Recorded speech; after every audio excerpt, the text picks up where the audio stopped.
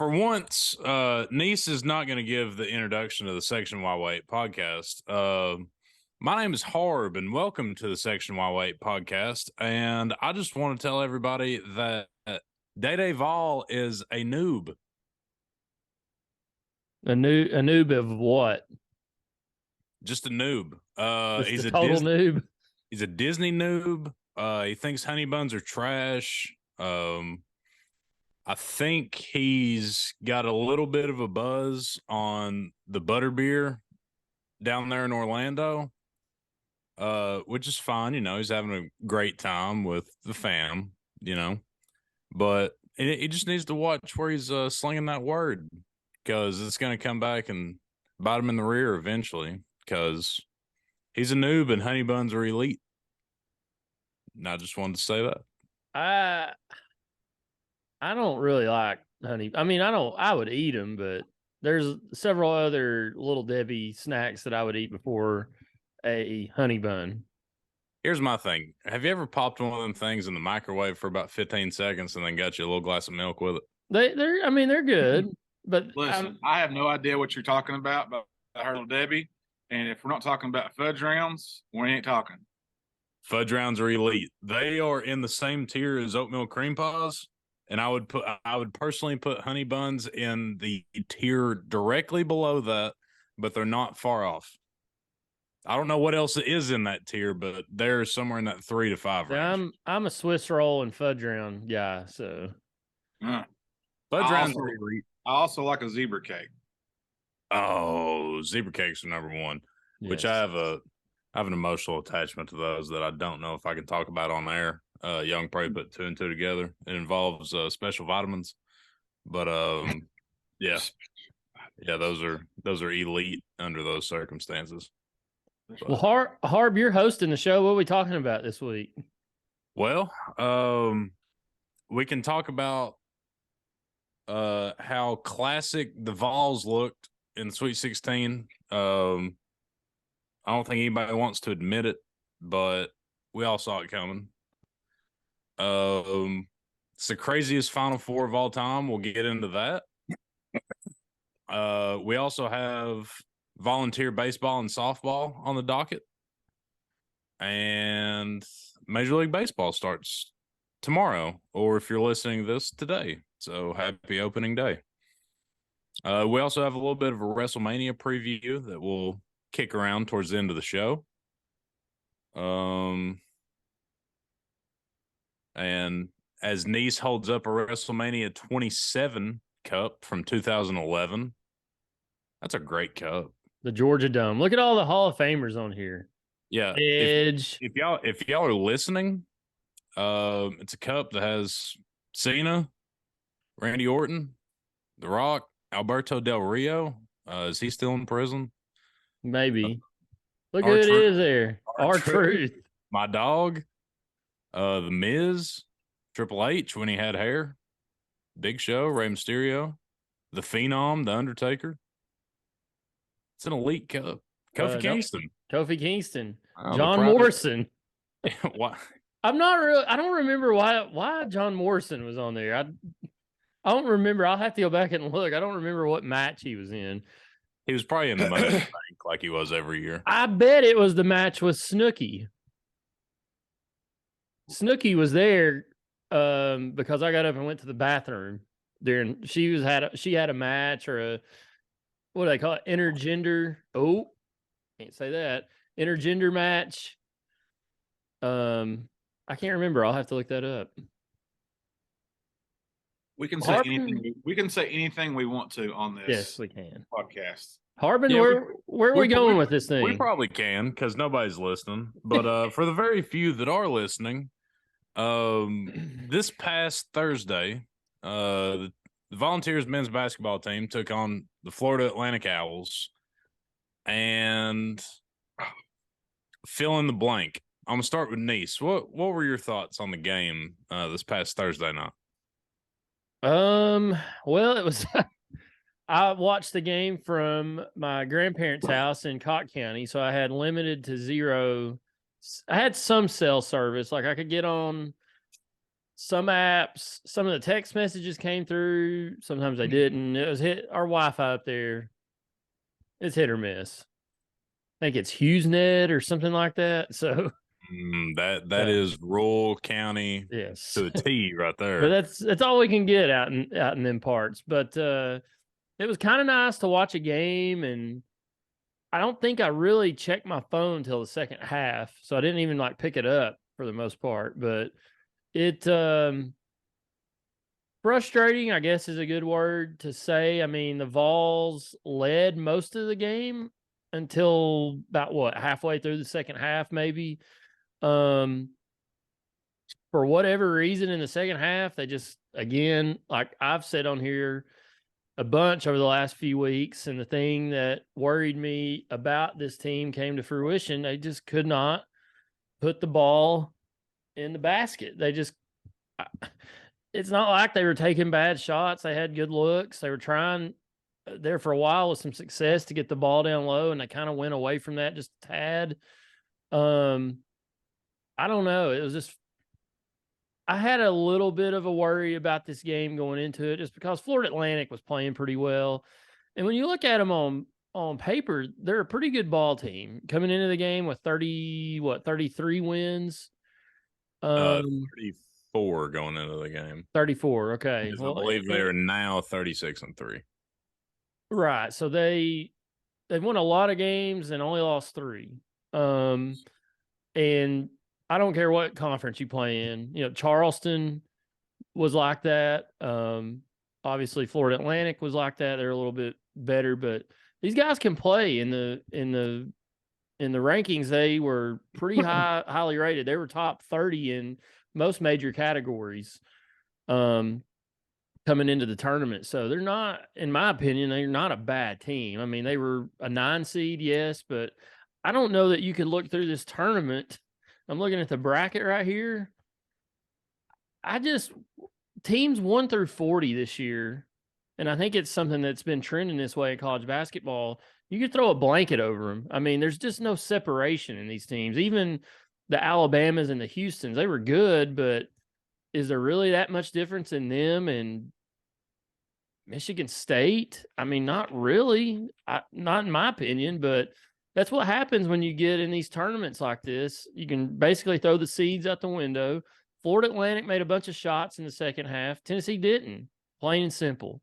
We just could not put the ball in the basket.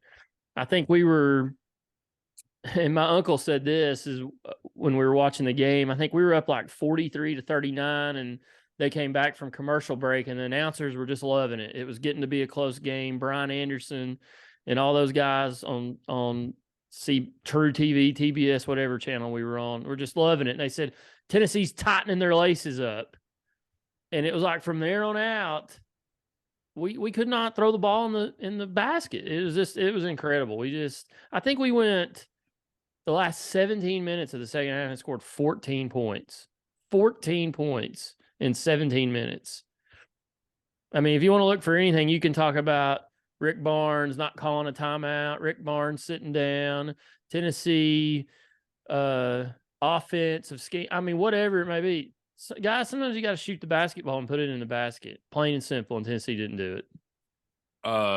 Going off of that, our 5 seniors, you know, I've preached a lot about postseason play and senior leadership. Our 5 seniors, I'll name drop them: Kama, Euros, Vescovy, Triple J, and Tyreek Key. Anybody want to venture to guess what they shot from the field as a collective unit? I'm sure it was poor because Tennessee as a team shot 33%. 17%. Our 5 seniors went 12 of 50. God. 12 of 50. For the math majors out there, that's 24% out of your arguably 5 best players.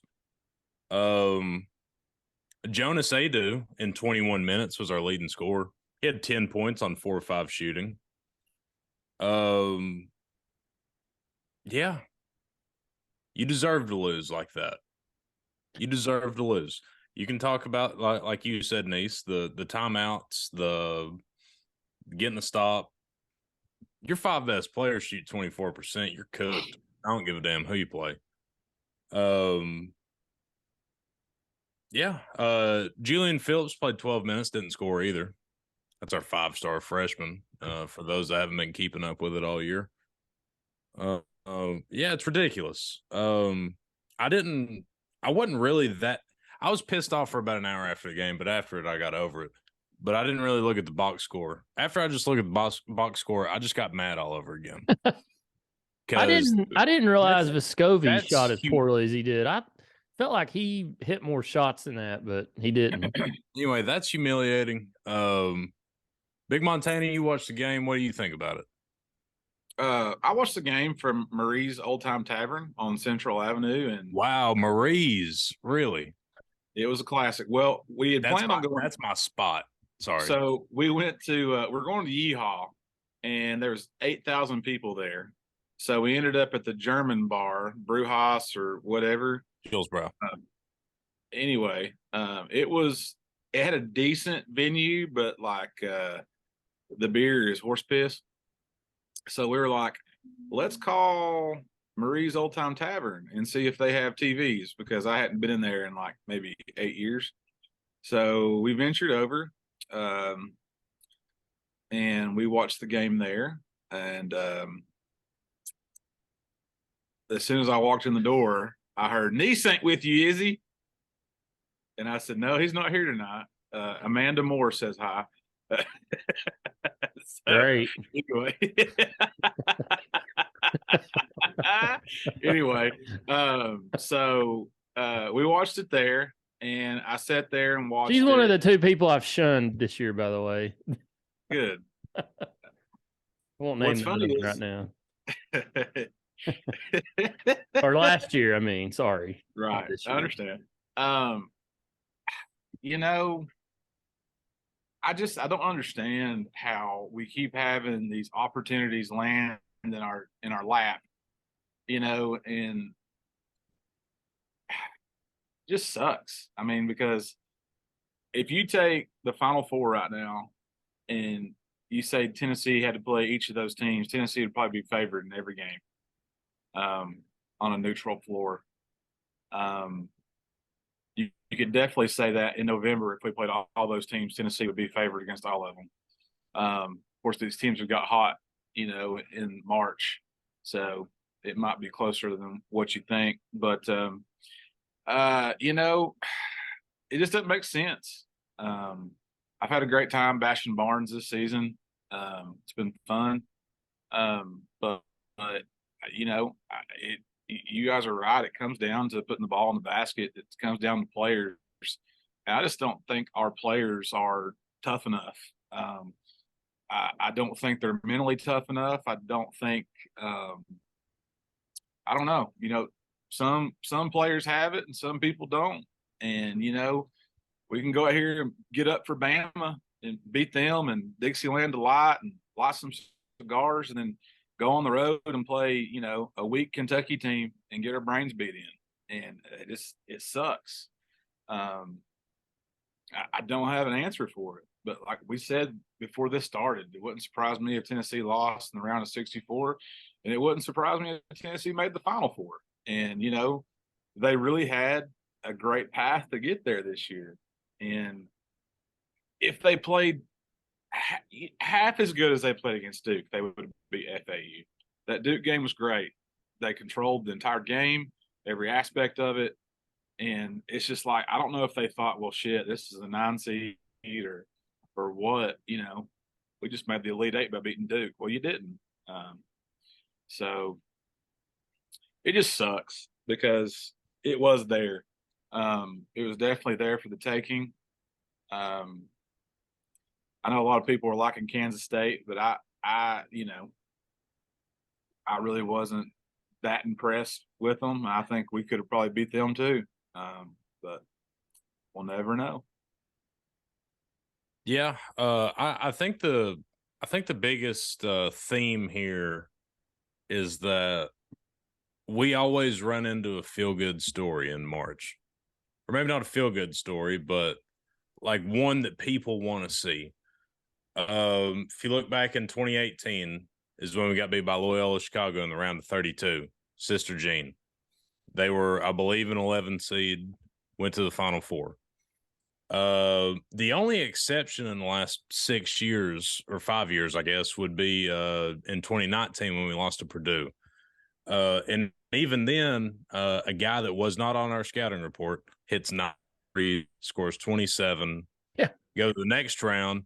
I don't think he scores, or he had under 5. I remember that, and they lose. And then you go to 2021. We get a 5-12 matchup against a underrated or underseeded Power 5 opponent in Oregon State who ends up going to the Elite 8. 2022, pretty much same thing. Catch an 11 seed Michigan that got hot at the right time. Their big guy played out of his mind. I think they ended up going to the Final Four. And then this year, you run into Florida Atlantic, who's lost 3 games all year. Granted, their strength schedule wasn't that great, but they're an awesome team, and they earned their way in the Final Four. Now, this year was chaos, and anybody had as good a chance to win as anybody, but it's frustrating from a viewership standpoint just knowing that we're going to run into one of these crazy-ass storylines. It's almost like a WWE storyline every time we get in the tournament. Like, okay, second or third round, what's going to be the craziest shit ever to beat us? And they end up making a Cinderella run. That's the part that's most frustrating to me, outside of our seniors playing like dog shit, but we haven't really put together 2 really good games back-to-back all year. And that is one of the 2 things that killed us, along with second-half scoring droughts. And everybody in Knoxville or East Tennessee knew that those 2 things would end up derailing our season, and that's what happened. So I'd love to say that I'm surprised, but I'm not, and it sucks because this team had potential to go on a little run, and those 3 things happened. So the guy you're talking about from Purdue, Ryan Klein. Yeah, Klein. He had 27 points against Tennessee in that Sweet 16 game in Louisville, who I was there. Turns around 2 days later against Virginia and scores 7. Checks out. There you go. Of course, Edwards scored 29 against us, 42 against Purdue. Pretty good effort there. I heard a stat today that there's like 5 schools that's been in the NCAA tournament like the most, but never reached the Final Four. And it was Xavier, BYU, Tennessee, Missouri, and somebody else. And I think that was it. It's 4 or 5. I think I was listening to Clay Travis talk about it on the way home. But I was like, dang, that sucks. That is shocking that Xavier's never been to the Final Four, which a lot of people probably hear that stat and think the same thing about us, but that's wild. Figured Xavier'd have So he was also talking about Mark Few, I think that's his name, at Gonzaga, and how this has been like number whatever years he's made the Sweet 16 or whatever, but he's never won a national championship. I think we can all agree that Mark Few is a great coach, like really, really great coach. Do you think he ever moves on from Gonzaga and he's had chances? I think at this point he's there. Did he not turn out the UCLA job a few years ago, or am I dreaming? Yeah. I was thinking about possibly the Syracuse job, because like I know Gonzaga's a basketball powerhouse, but obviously there's better. Syracuse already hired somebody, so oh really? They promoted their. They promoted. Yeah, just their assistant. Another thing,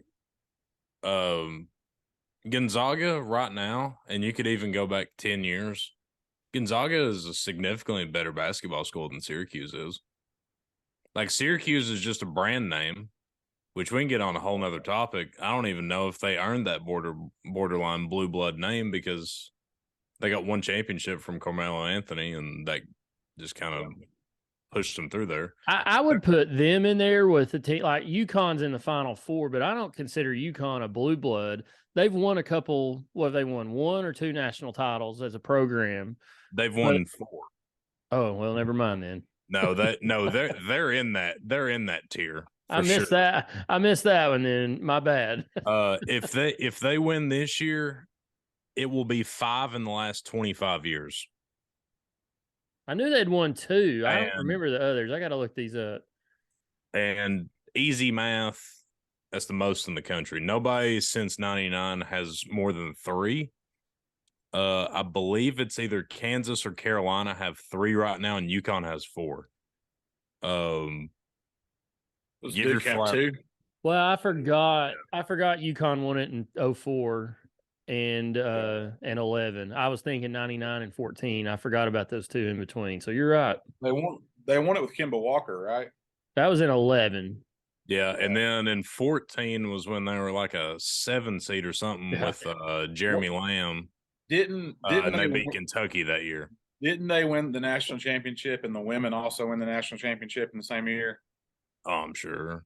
I mean, I think that's like one of the only few schools to ever do it. I mean, yeah, it would have been either. I mean, it could have been either of those 4 times. It would either been 04, 11, or 14.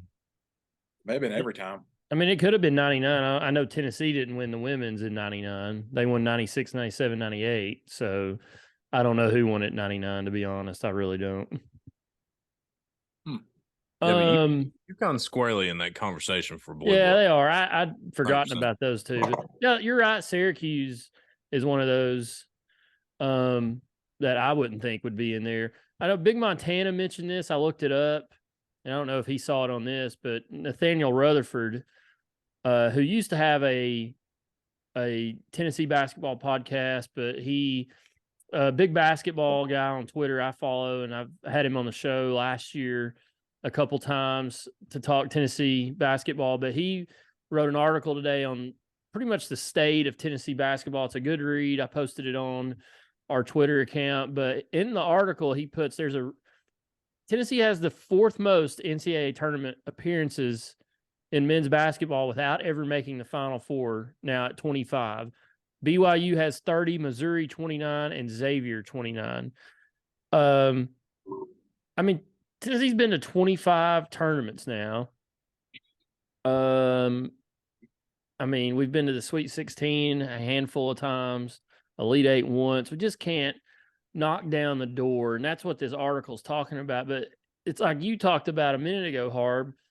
It seems like every time it looks like it's set up for us, there's somebody standing in the way that has this magical game or goes on a run, like Oregon State going to the Elite 8 a couple years ago in 2020. And then last year you had, what's his name at Michigan, just got scalding hot from 3-point range. And then the dude from Purdue couldn't miss, and we missed a bunch of free throws. And then this year against Florida Atlantic, we couldn't throw it in the ocean.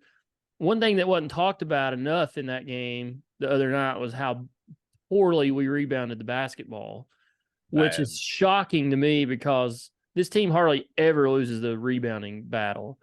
And then, like you said, the Loyola game, you go back even further, pre-Barnes, pre-Pearl, Tennessee loses to an 8 seed UNC in 2000 down in Austin, Texas. We've talked about that on here.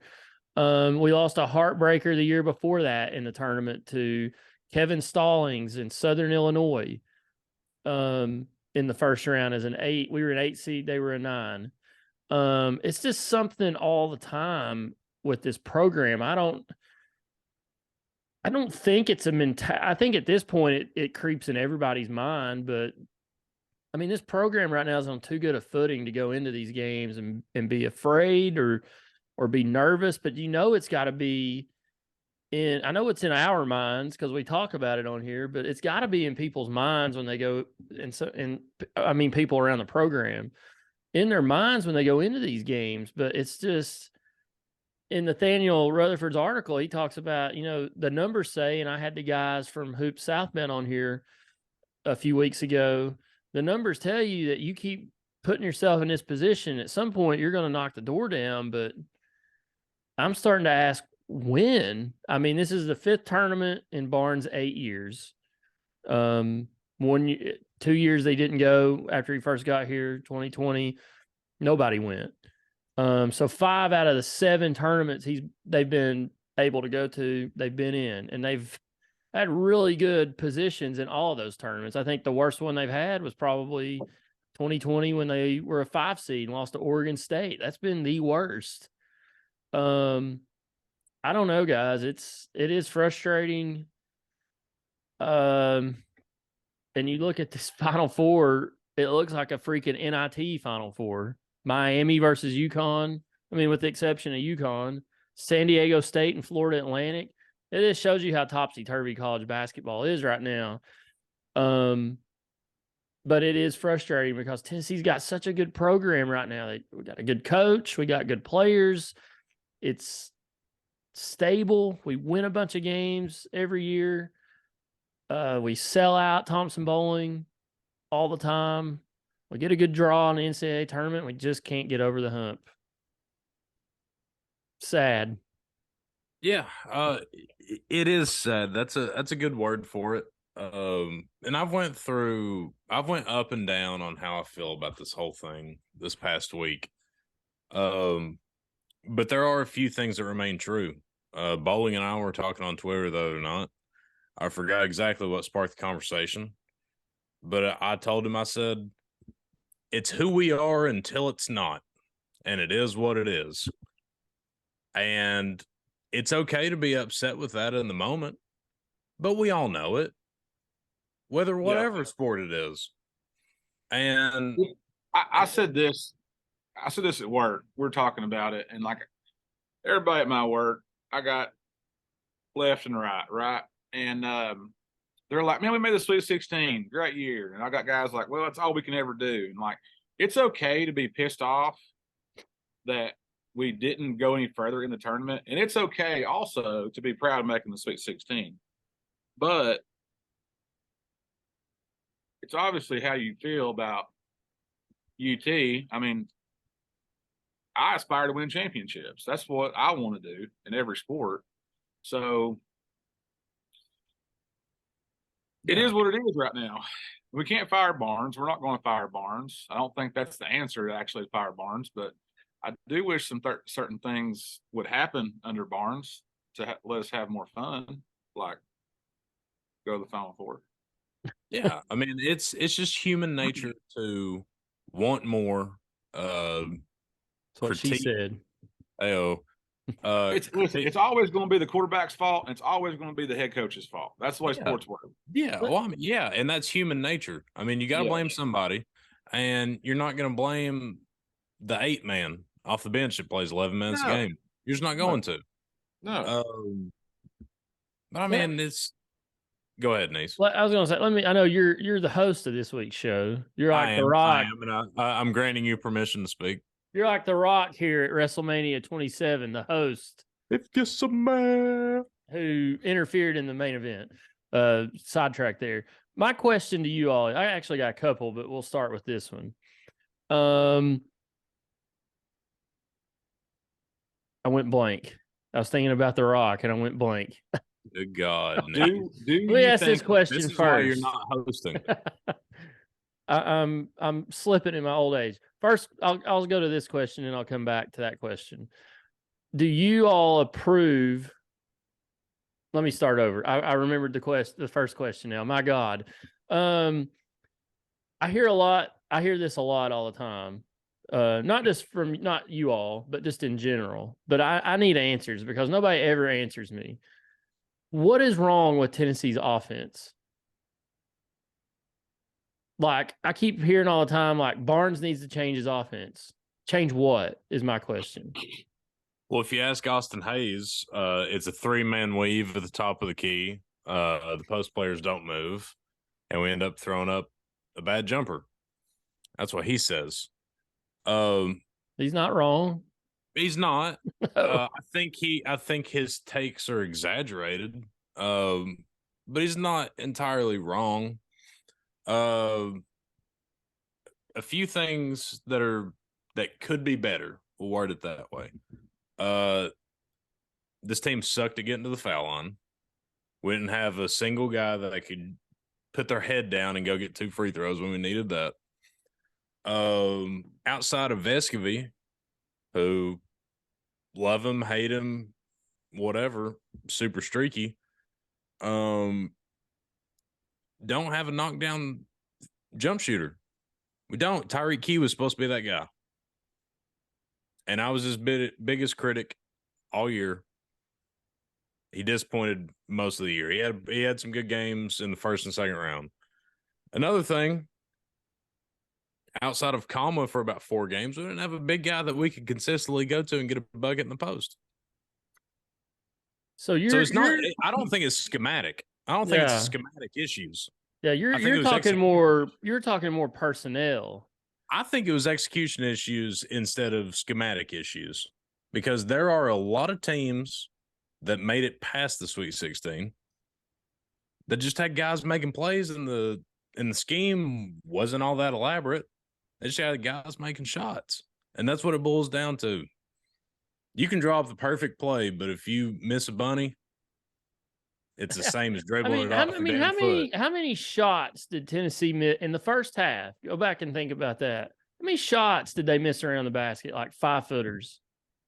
A lot. It was a lot. We scored 27 points in the first half, and that was our good half. I kept reading that, and I didn't really see a whole lot until Friday night. But I kept reading like Barnes needs to hire a new assistant coach to change his offense up. And I tried to engage somebody. Said, well, what specifically is wrong with it? And they're like, we don't score enough. That's not an answer, guys. That's not an answer to your offense is bad. Like, is there something with the scheme, how they're attacking teams? Like, what is it? I don't know the answer to that, but I think a lot of our problems, and I'll let you go, is we did not have a point guard. We did not have a point guard the last few weeks of the season. And you saw the last, 4 weeks? That was when we really went into some bad score. I mean, we were scoring 60, 65 points maybe. And not having Ziegler hurt. And you could tell like we had nobody that could drive to the basket because he was the only one on the floor that could consistently break somebody down, get around him. And that's when this team was playing really well, when he was driving to the basket and getting the ball out for open jumpers or allowing somebody else to drive to the basket. It just, because it had the defense scrambling, and that was not there the last few weeks of the season. I'm going to say this and I'm done. They went further than I had Tennessee going to the Sweet 16, but I was not overly confident that they would get there. I think it's shocking they got there, to be honest, with the way they played the last month and with the injuries they had. I think they only had a full roster for 6 of their 36 games this year, which is, I mean, when you build a team like Tennessee had with some good players, multiple players are out, multiple games in a row, it stinks. So anyway. Off the top of your head, do you know the record of those 6 games? Just for curiosity's sake. I can look it up while y'all are talking. Okay. Montana, what do you think some of the issues are? I've heard outside of it being 75 degrees and the grass is starting to grow. Thanks, buddy. I listen to all kinds of podcasts. I drive and mow, so I'm constantly looking for something to listen to because music gets old every now and then, right? And it keeps my brain going. It's not just nuance. I've heard other podcasts, and I won't mention names or give them their flowers.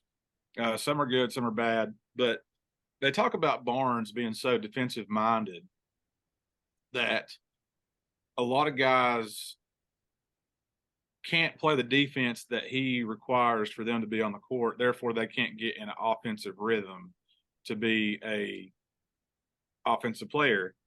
And I understand that you got to play both ways. Like you have to play defense. And I started thinking back to the old boy that come from Auburn, who was, supposed to be just lifeline from 3, that he never got to play really because he didn't play defense. So And we've talked about it before. How I think Rick Barnes is a really good coach. I really do. I do. I honestly, in my opinion, I think that certain things the game has kind of, I don't want to say passed him by, but it's different than whenever he was elite at Texas, with those elite teams that he had, with the NBA players that he had. Now, granted, I do think that Tennessee has had teams that were good enough to go to the Final Four here at UT.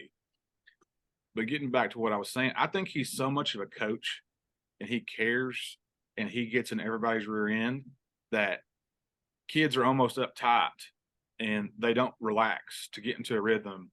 And they're constantly looking back over their shoulder at this guy who looks like he plays the devil at a Baptist church judgment house just to rip their rear ends out, you know?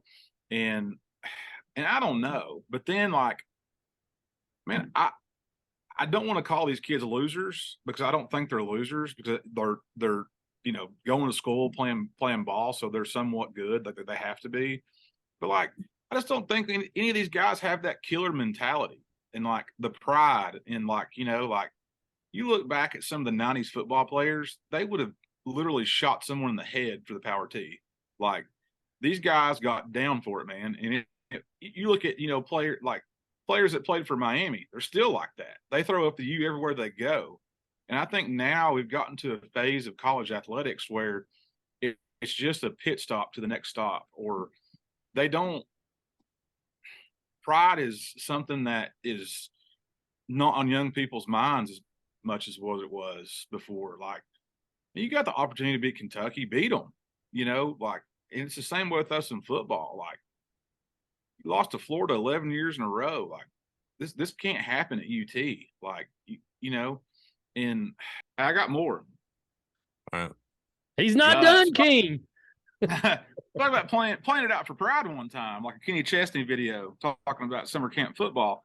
But like, you talk about running into these teams, the Cinderella stories.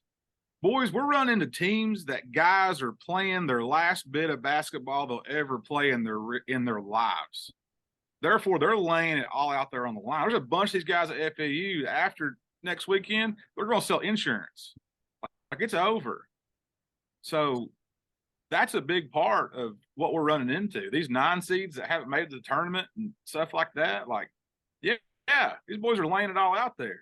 You can't go on a scoring drought against these dudes. They're going to the rack, because next week they're working for Farm Bureau. Definitely know your point, but counterpoint to that, Florida Atlantic's main core is all sophomores. So right. I'm just saying, anybody. No, I know exactly what you mean. And during that rant, you made a few good points. The main one that kind of made sense to me is you guys are kind of playing up top for Barnes, and the biggest one, in my opinion, on that was Julian Phillips. It was kind of like if you had a sporting event as a kid, or in grade school or whatever, and like your family was there, like a parent or a grandparent or something, and you played nervous as hell because you wanted to play good in front of them. And I don't think he wasn't playing scared, but it was like, oh, I don't want to let Pops or Papaw down type deal.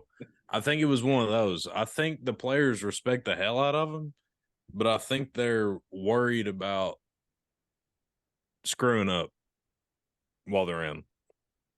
And I don't really know if that's a systemic issue, if it's a personnel issue, but I mean, it is an issue because it affected our play and it affected how far we went. Man, Harb, you've used some big words on this show tonight.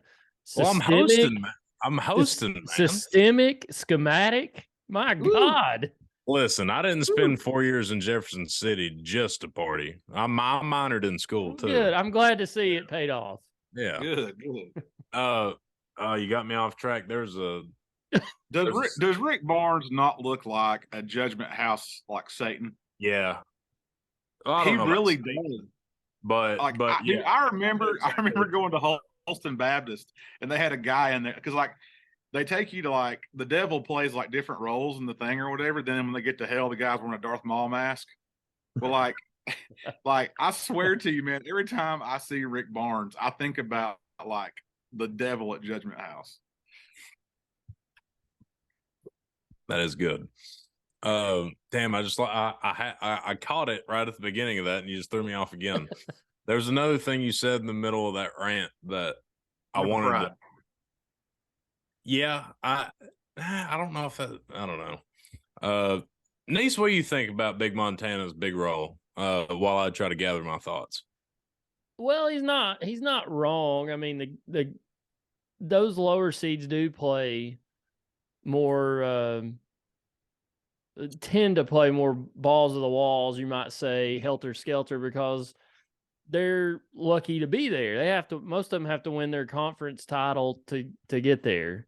They're not like Tennessee, who can lose to Missouri in the quarterfinals and still make it to the tournament because their regular season doesn't allow that. But I mean, I think Tennessee, I think they play hard. I mean, teams like Tennessee, I mean, you could say, like, did Kentucky not play hard? Did Tennessee not play hard? Did Marquette, who was a 2 seed, not play? I mean, I think everybody's playing hard. It's just this time of year, things are scrutinized, and every little mistake you make can come to the forefront. And I think I was saying this last week.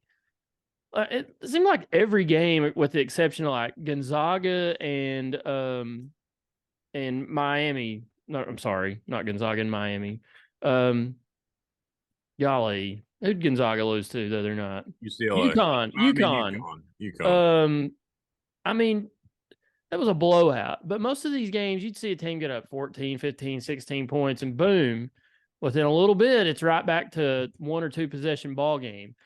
And when you get to this time of year, that stuff happens, and you can't, like, if you're a team like Tennessee, you have on paper more talented players than Florida Atlantic. Now, they may be more talented. I don't know. These guys may end up going somewhere and playing because they are young, and some of those boys can play. Their coach may not even be there next year, so who knows where they end up.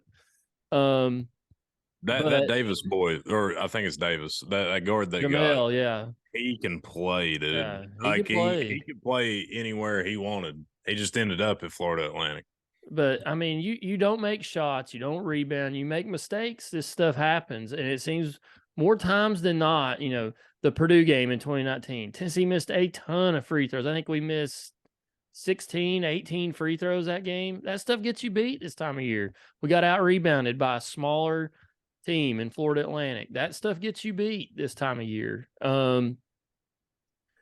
And rebounding is not a schematic thing, like you said earlier. I mean, we're talking about schematics. That ain't a schematic thing. That's an effort thing. And there is some skill involved in that, but they just got beat on the glass. It's one of those unacceptable things in my book. I don't like it when teams get out rebounded. And most of the time Tennessee doesn't under Rick Barnes. They rarely get out rebounded. But I say all that to say, you do that stuff this time of year, it's going to get you beat. And little things like that get exposed no matter who you're playing. But, you saw Furman in Virginia. I mean, those guys were playing out of their minds. I mean, Furman's a decent ball team, but they shouldn't beat Virginia. They shouldn't. I'm sorry. Who was another upset? By the way, the other team that was with UT, Missouri, Xavier, and BYU was Alabama. Yeah. Okay. That wasn't on. I was reading that article that Rutherford put out. Like Arizona, they should not lose to Princeton. And I know Princeton beat Missouri. Shouldn't lose to Princeton. Purdue, hello. Yeah, Purdue. They shouldn't lose to FDU. I mean, you can go on and on. Kansas. I mean, they lost to Arkansas. You called that, so I can't give them that one. So yeah, anyway, they should. I mean, that's just this time of year. It's a single elimination tournament. It's a single elimination. I had another question. All right. There was a poll, and I need to find it. Russell Smith put out. Yes. And it was asking, let me pull it up here. It was asking about Rick Barnes' job status or job approval rating, I guess you might say. As I'm about to find it, so bear with me. The poll question was, do you approve of the job Rick Barnes is doing as UT's basketball coach? So there was 2,655 votes. 21% strongly approve, 66% approve, 11% disapprove, and 2% strongly disapprove. So where would you all fall in that poll? Somewhere between agree or approve and strongly approve. Let's just look back let's go back in time 7.5 years when we hired the man. We hired him to be stable, to get to the tournament, and win a few games here and there in the tournament. We've done that. We've done it every year, with the exception of his first year. We may have got bailed out in 2020 when there was no tournament. We probably weren't going to make it. But for the most part, we have been and I know you love analytics, Nease. I was looking at this last night. Since 2015, Ken Palm aggregate for the last 7 seasons, we're the number 12 team in the country. And that's including that dog shit first year that he had when he had absolutely nobody. The first 2 years, they were just 500. First 2, yeah. Well, the first year we won like 14 games. Including those 2 bad years, we're number 12 in the country overall. In the last 3 or 4, we're number 3 in the country. We're only behind Gonzaga and I believe Duke it was, which I'm not going to get too big into analytics because numbers do lie. I don't give a damn what anybody says. But those are very strong indicators, you know. I approve. Short answer, I approve of the job he's done. Can I also still be frustrated with how some of the seasons end? Absolutely.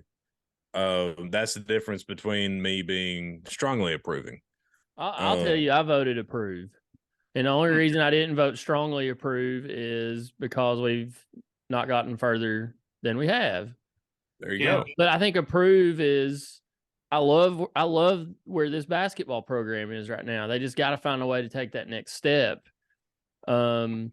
I hope they can do it under Rick Barnes. They may not. It may be after he retires and somebody else comes in. I hope and pray that after he retires that we make the right hire and we don't go back to where we were in the I'd say the 90s.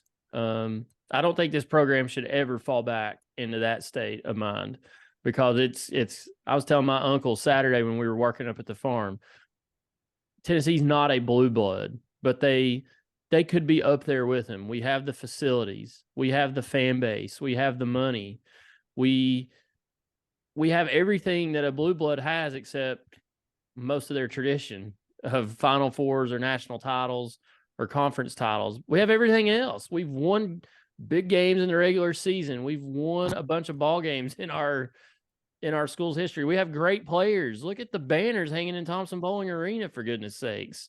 Men and women. I mean, I know we're talking men, but just look at what arena has that banners like that? I mean, Kentucky, North Carolina, and Duke, maybe? What was the question again before I answer it?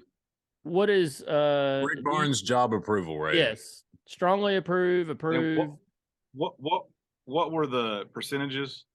It was 21% strongly approve, 66% approve, 11% disapprove, 2% strongly disapprove. My answer is going to be a quote. It's going to be a quote from Negative Nease that got him in some hot water about a month ago. Dumbest fan base in America. Explain. Because 66% agreed. No, I think it's somewhere between approve and disapprove. Like it has to be. Like I don't think you can strongly approve. I don't think you can strongly disagree. But I think where majority lies is is somewhere between the 2 middle tiers. My critique of him has always been March. But if you look at everything he's done, like this year, he beat Texas, he beat Gonzaga, he beat Alabama, he beat Kansas. You know, yes, he should have beat Florida, Kentucky twice, and he should have beat Vanderbilt twice. But I don't know. It's just frustrating because we've been there, and it's like we're right there at the mountaintop, and like we look so good, and we can beat anybody, but we can't. So I know we always do the thing where we give a letter grade for the season, and I've been thinking about that, and and I think it's somewhere between B- and C+. That's how I honestly feel about this season. And I'm leaning more towards B+ because we did beat Texas, and we beat Gonzaga, we beat Kansas, we beat Alabama. But like the thing that I can't stand losing to Kentucky. Can't do it. I hate it. I know the Mizzou loss and the Vanderbilt loss were prayers. I get it, but we still lost. We shouldn't have been in a position to lose those games. But I don't know. You said the other night, the Sweet 16 is nothing to shake your head at, and it's not. But God, there's just so much more out there, boys. We got to get past it. But I am proud of the team for how they played against Duke, how they got to the Sweet 16, and without a point guard. But that game against FAU was just miserable. I mean, what we shoot 33%. I mean, that's awful. You can't win like that, man. Go ahead, Harb. One, before I start, I don't understand how you could disapprove.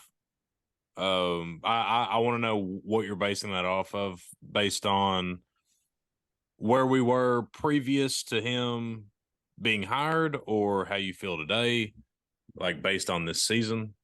But another thing, I'm just going off this season. And that's fair. I think we may have. I'm not one of these. We may have. I'm not one of these guys that looks back. I mean, we can talk about losing to Purdue and losing to Loyola or whoever the hell it was, but like that doesn't matter now. Like those guys are gone. Great. But I mean, like you said, Ken Palm, like number 3, maybe let's get a little bit better result at the end of the season. Right. Like, I get that. But another thing, talking about a dumb fan base, you might have a point in that, because back in late February, when Ziegler went down and we had lost 4 out of 6, everybody was like, "Oh, I'm not even thinking about the Sweet 16, because if we make it to the Sweet 16, it's a miracle of God and everything is forgiven." When we make it to the Sweet 16 and you see how everybody acted the 48 hours after we got beat, you can't keep moving the goalpost on everything. The reality is this team hit a brick wall in February, lost their starting point guard, lost a ton of games at the end of the year.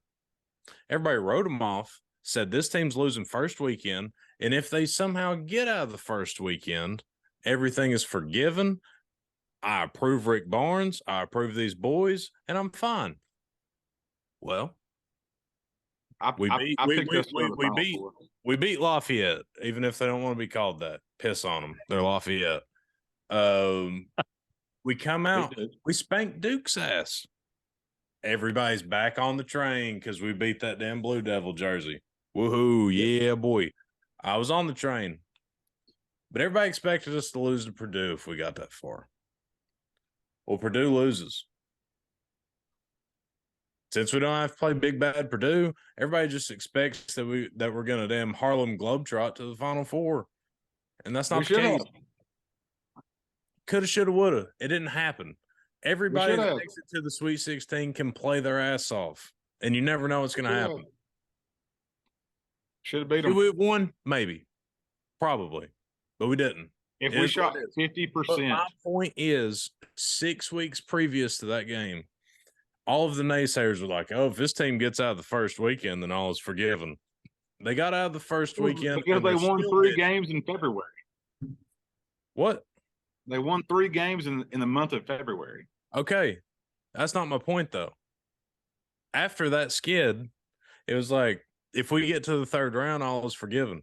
They got to the third round, and they're like, oh, well, God almighty, you can't beat damn Florida Atlantic. Fire Barnes, kiss my ass, da-da-da-da-da. They're just doing this. Like I said, the Final Four, we'd be favored all the damn haters and losers, which is fine. We're all in the same boat. You can hate and lose in the moment. That's fine. I do it. But you got to wake up and realize that what you said 6 weeks ago has got to be the same that you're saying right now. I'm pretty sure I said Elite Eight, but I may have said Sweet 16. You said Elite Eight at one point, but before you said Elite Eight, it was Sweet 16. Well, I changed my mind. I'm allowed to do Clearly. I'm just saying. I'll say this. Because if we would have went to the Elite Eight and lost to Kansas State, everybody would be like, God almighty. You were a damn national champion after beating Alabama and got mad at me because I said we're going to get trounced by Kentucky on Saturday. Allow me to celebrate for an hour. You did. Yeah, I had a great time too. That was a rough evening. I wanted to interject here because we talk a lot about Tennessee messing up and not getting to where they should. There's a lot of other programs right now that are doing the same thing Tennessee's doing, and I'm sure their fan bases are probably like ours right now. I mean, Purdue's one of them. Purdue. And I know this team won a national title a few years ago, but Virginia, how many times are those guys going to lose to a double-digit seed in the first or second round? Gonzaga, UCLA. The biggest one's Gonzaga. I mean, they advanced pretty far, but they can't win the title under Mark Few. That's why I text y'all. I've been a little bit of a smart ass the other night, but I was like, are they going to get rid of Mark Few? He can't get it done. Of course not. He's one of the best coaches in the country. And, even Coach K said that about Rick Barnes. He said, Tennessee has one of the best coaches in the country. I don't know what it is. We just can't get over the hump, but it is frustrating. We should have beat Florida Atlantic. Looking at the Final Four here, we would probably be favorites over Miami and San Diego State. I don't know about UConn. That one would be a tough one. I don't know. But we were only 4-point favorites over Florida Atlantic. That's pretty much a one-possession ball game. That's like a field goal in football almost, or a touchdown, you might say. If we were playing these guys in November, though, I think Tennessee would be a 10-point favorite over all of them. Probably. I think they would everybody but UConn, because UConn was pretty highly rated to start the season. Right. And they hit like Tennessee, like Alabama, like Kansas. They hit a skid in the middle of the season. I think they lost like 5 out of 7. And somehow here they got a 4 seed and they've won 4 games in a row. Here's another thing that kind of irritates me while I'm on my little tangent. Obviously basketball is a tournament sport. I will never argue that fact ever. But solely grading somebody's performance as a coach based on the month of March is asinine, in my opinion. Well, that's why I always throw in 2 losses against Kentucky, losing to Vanderbilt, losing to Missouri, losing to Colorado. Okay. I said that. Did you also chime in each year when we spank Calipari's ass? Yes. Okay. Listen, I've watched every game. I'm a fan. Sure. I just want to make sure you keep it I'm a fan. Listen, I picked Tennessee to go to the Final Four after they beat Duke because I really thought we'd do it. Just saying. I mean, Tennessee under Rick Barnes has dominated. I shouldn't say dominated Kentucky, but we have a winning percentage against Kentucky and have dominated Vanderbilt. I'm just about to pose a question. Pose it. And I'm going to state some statistics while I do. Jim Boeheim just retired recently, so I'm going to use him as an example. And Syracuse has been viewed as a blue blood in the past. They kind of fell off the last 6 or 7 years, but people viewed them as a blue blood. In the 38 years that Jim Boeheim was head coach, he only went to the Final Four 5 times, won 1 national championship, and that's blue blood material. Look at Mark Few's resume in his 20-ish years at Gonzaga. He's been to 2 Final Fours and no national championships. The part of our fan base that says it's Final Four or bust have fallen and hit their head on something. I mean, hell, Coach K is probably the best to ever do it in men's ball, and he only won 5 in 42 years. It's a hard damn sport to win it all in. That's all I'm saying. I'm just saying, like, we need to get a grip on reality as far as it's Final Four bust, yada, yada. Did we choke a very favorable path to go this year? Absolutely. Not arguing that. But the fact that Barnes has got us to the point of talking about getting there year in and year out should tell you enough to approve of his approve of his job performance so far. And that's all I've got to say about that. Yeah, I said he's a good coach. I've said it tonight. Okay. But over the last 7 years, if we're the number 12 team in Ken Palm and we're the number 3 in the last 3, we need some Elite Eights and Final Fours. Yeah, I'm not arguing that either. And listen, I honestly, I said it the other night. I honestly think it's more of a player problem than a coach problem. And the coach gets the players here, but we said, man, you got to hit them shots, and the players are the ones choking, boys. I mean, you can talk about the timeouts we should have called in that FAU game in that slide, but if you're not hitting shots, you're not winning games. I agree. I think it's kind of a good time to segue into the rest of the country as far as the tournament went, about surprises and whatnot. Can I ask you one more question about Tennessee before we do that? Yeah, absolutely. Go ahead. This roster could look very different next year. It could also look Extremely pretty much the same. Mm-hmm. Who do you think goes and who do you think leaves? I'm glad you brought this up because I meant to ask y'all this and I forgot to. See, that's what you got to learn this as a host, Harb. Yeah. Oh, is that right? Yeah. Who taught you? I taught myself. Oh, wow. You did it to yourself. Not the first time you've anyway. Yeah. Heard that. I'll be back. I'd be absolutely shocked if Euros doesn't come back. I mean, what else is he going to do? I mean, I don't mean that in a bad way towards him, but I mean, he's not going to go play pro. No. I don't think. I'd be shocked if he don't come back. Key is the only senior that's not eligible to come back. Correct. So he won't be back. I think Calm was in that same boat. Like, why wouldn't he? But he's also foreign. He's in the same boat as Vescovy. He's not eligible to get NIL money. Yes. So, and Calm was good enough to go play overseas somewhere. I mean, maybe not EuroLeague, but I mean, he can go play somewhere. So him and Vescovy are in the same boat. And then you got Triple J, which that one's a tough one. I think he believes that he's good enough to be in the G League and potentially go to the NBA. But I don't know about the people around him. I think it depends on what people's telling him, like agent, family, peers, whatever. I have zero idea on Triple J. I think they should all come back, personally, and I would take all of them back. I don't think anybody would disagree with that. But I think we get all 4 of them back? No. I think we get 2 or 3 of them back.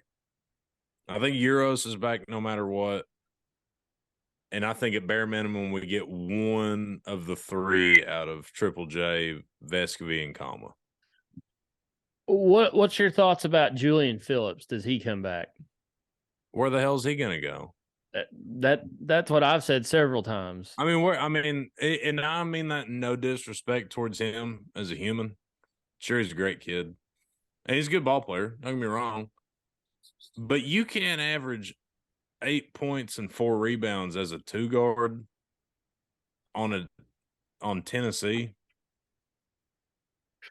and expect to get drafted. Like, you just can't. And surely to God, there's somebody close to him telling him that. I mean, last I looked, he was rated in like the 50s in the draft. And why are you leaving after 1 year to go get to maybe be a bottom 10 pick? That is an excellent question. What I'm reading here, Keon made that mistake. Kevin O'Connor with the Ringer released a new mock draft. One surprising pick in his mock draft is Tennessee forward Julian Phillips, who's ranked number 56 by ESPN. O'Connor has the freshman going to number 29 to the Pacers. But I think if you're Julian Phillips and you're getting the reports of, hey, I'm ranked anywhere between 50 and 60, I got two options. I'm coming back to Tennessee or I'm transferring somewhere. And I've read rumors, and this is all rumors, you know how that works, that he may look to enter the transfer portal. There's also all kinds of rumors out there. It's been all year with BJ Edwards. Now I'm looking at Tennessee's roster right now. My opinion is I think Phillips returns to Tennessee. I mean, I think Tennessee was number 2 on his list early on when he was his first recruiting cycle before he decided to go to LSU. BJ Edwards is from Knoxville. He's, Catholic high school here in Knoxville. I can't see him leaving. I can see, I really think, like, where's Triple J going to go? He's not going to get drafted. I'm sorry. He showed flashes last year. He's been hurt all year long this year. He was not good. I'm sorry. He was not good most of the season. He couldn't shoot. He didn't really bring much to the table. I liked him out there. They needed him out there. I'd like to see him come back and have a healthy season. Why not? I saw him doing commercials on Instagram for Dr. Squatch soap. I mean, he's making money here. Vescovi and Kamwa are the two. I would like to see Kamwa back because I don't think he's going to go anywhere and play. He's too inconsistent. I mean, how do you score 27 points against Duke and you're a no-show against Florida Atlantic? But he's been like that pretty much his whole career. And then Vescovi, he's the one I see out of all of these names, the one that would not come back because I think his game fits that European pro type game, and he can go over there and probably be pretty successful. The only thing I see holding him back is I think he's got a pretty serious girlfriend. I think she plays soccer for UT. Would that keep him here? I don't know. But I mean, all of these guys, if they came back, and then you've got Freddie DeLone, that is a freshman guard. DJ Jefferson, a freshman guard, 4-star. Both of these guys were 4 stars. And then you got 3 more 4 stars coming in.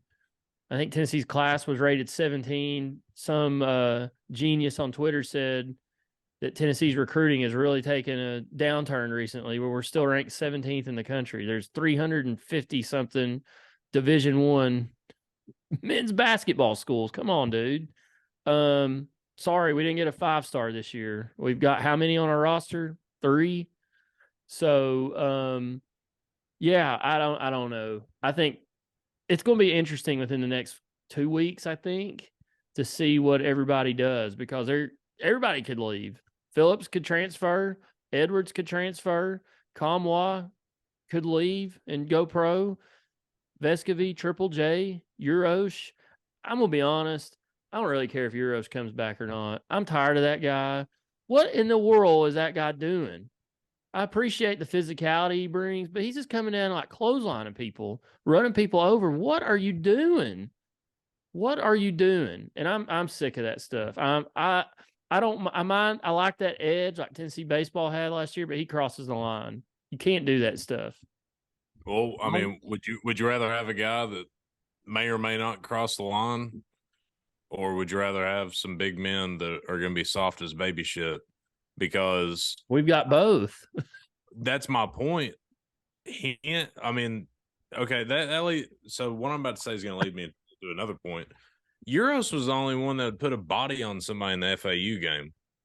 I mean, Kama was soft, Adu was soft, and why in the hell while you're getting out rebounded by a tiny ass team, did Tobey Owaka not play a single minute? He played 1 minute. Okay, 1 minute. So Jesus 1 Christ. minute. Yeah, probably the final minute. Why did he not get minutes when it mattered? That is a good He's a question. rebounding machine. He averages a rebound every 2 minutes he's on the court. Why did he not get in? I think Barnes said that they felt like with the way FAU plays offense, they needed the most offense out on the court. But they sacrificed rebounding for that. So Well, that it's translated to 55 points. yeah, no, you're right. I'm just saying, I was personally fine with how Euros played, and I think the Doug Gottlieb bullshit and Jay Billis, all that stuff, that got extremely exaggerated, and I think everybody around here knows that. In that one play that you're referring to in the Florida Atlantic game that he earned a flagrant for, that was horse shit. Which I think there might have been a slight little bit of pulling the chair on that. I think that dude kind of laid down a little bit. But either way, he lowered his shoulder. It was too much. But outside of that, I mean, you want somebody to go in there and put a body on somebody. I mean, if you're the bigger team, one, if you're favored and if you're bigger, you want to assert physical dominance. And that's what we tried to do in the first 5 minutes. We gave it to him, and we had him in the area on defense early, and it was working. And then all of a sudden we start going away from it, which is what we've done all year. If something's working, we quit doing it. But yeah, I don't agree with the Euros haters. I really don't, because he cared a lot, and there was some key stretches. Like we don't win the Duke game without Euros. I agree. I truly believe that. Like, I mean, he was very important. However, the problem with him was, as is everybody else on the team, there were some games where he was on a milk jug. Like, hey, have you seen this guy? Yep. But that's, I mean, hell, that's everybody, though. You can't single him out for that. I think these next 2 weeks, it really starts to pick up after the Final Four most of the time. And when you see player movement, there's going to be more coaches move. I mean, there's 3 jobs still open that Dusty may go to. Penn State, Temple, Texas Tech's open right now. So does that dude look to get out and move around? And where does his players are probably not going to stay at Florida Atlantic. But I mean, the next couple weeks for Tennessee, it's going to be interesting to see what the roster will look like after these next 2 or 3 weeks are over, because there could be some major changes, some minor changes, or no changes at all. We don't know right now. Me personally, it wouldn't bother me if everybody didn't. I mean, those 5 guys you talked about, the only one I really care would come back would be Vescovi. The rest of them, I don't think it's a major hit if they don't come back, to be honest with you, because like they were all on milk jugs all year, to be honest with you. For me, I mean, yeah, a couple of them stepped up in certain games, but if you don't want to be here, don't be here.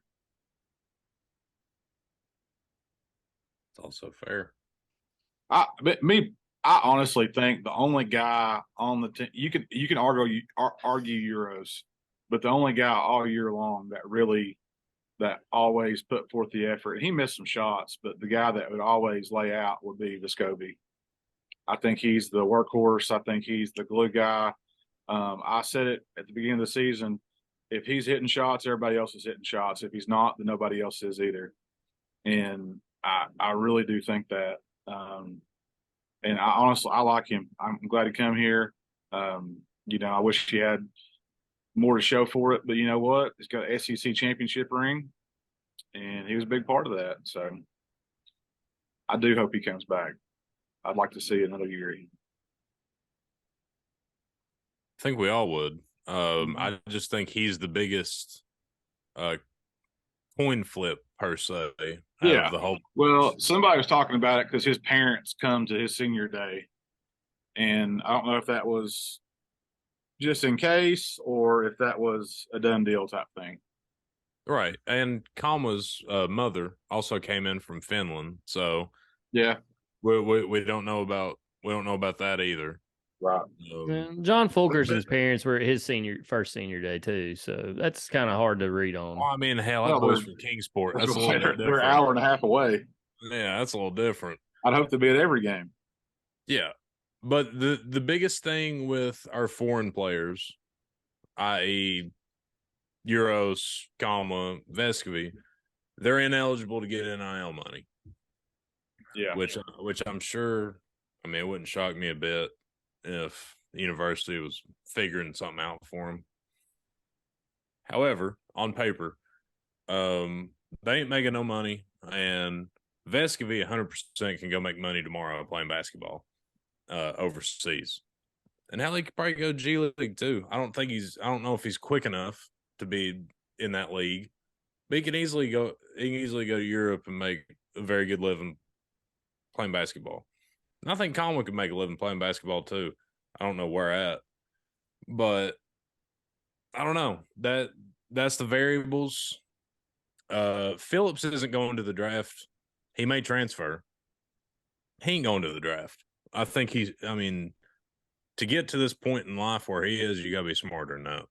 And I don't mean to sound like a dick, but the people around him are not gonna let him put his name in the draft unless he does it without an agent and he can pull it out. All right. I think since I am the honorary host this evening, I think we've talked enough. I mean, the past is the past. We're out of the tournament now, so let's kind of catch up on the other action across the bracket. First ever Elite Eight with no one seeds. San Diego State took down Alabama. I believe they were the last remaining one seed, unless my memory serves me wrong. Purdue lost in round of 64. Kansas lost in round of 32. Miami knocked down Houston, who's now in the Final Four. Been a lot of chaos. First ever Final Four with no top 3 seeds either. So I believe I read something the other day that said this topped, I believe, last year's tournament as the most quote unquote unpredictable tournament we've ever seen. But all these teams that made the Elite Eight, I mean, they're built for tournament play. Like, no matter what their seed was, they could all get to the rim, they can all defend, they can all shoot, and they're all disciplined. And that's what you got to have to go deep in this tournament. How do y'all see the Final Four kind of shaking out? Not like any of us are going to be right because we've been wrong the whole tournament, but I just want to get some of y'all's opinions on the upcoming Final Four this weekend.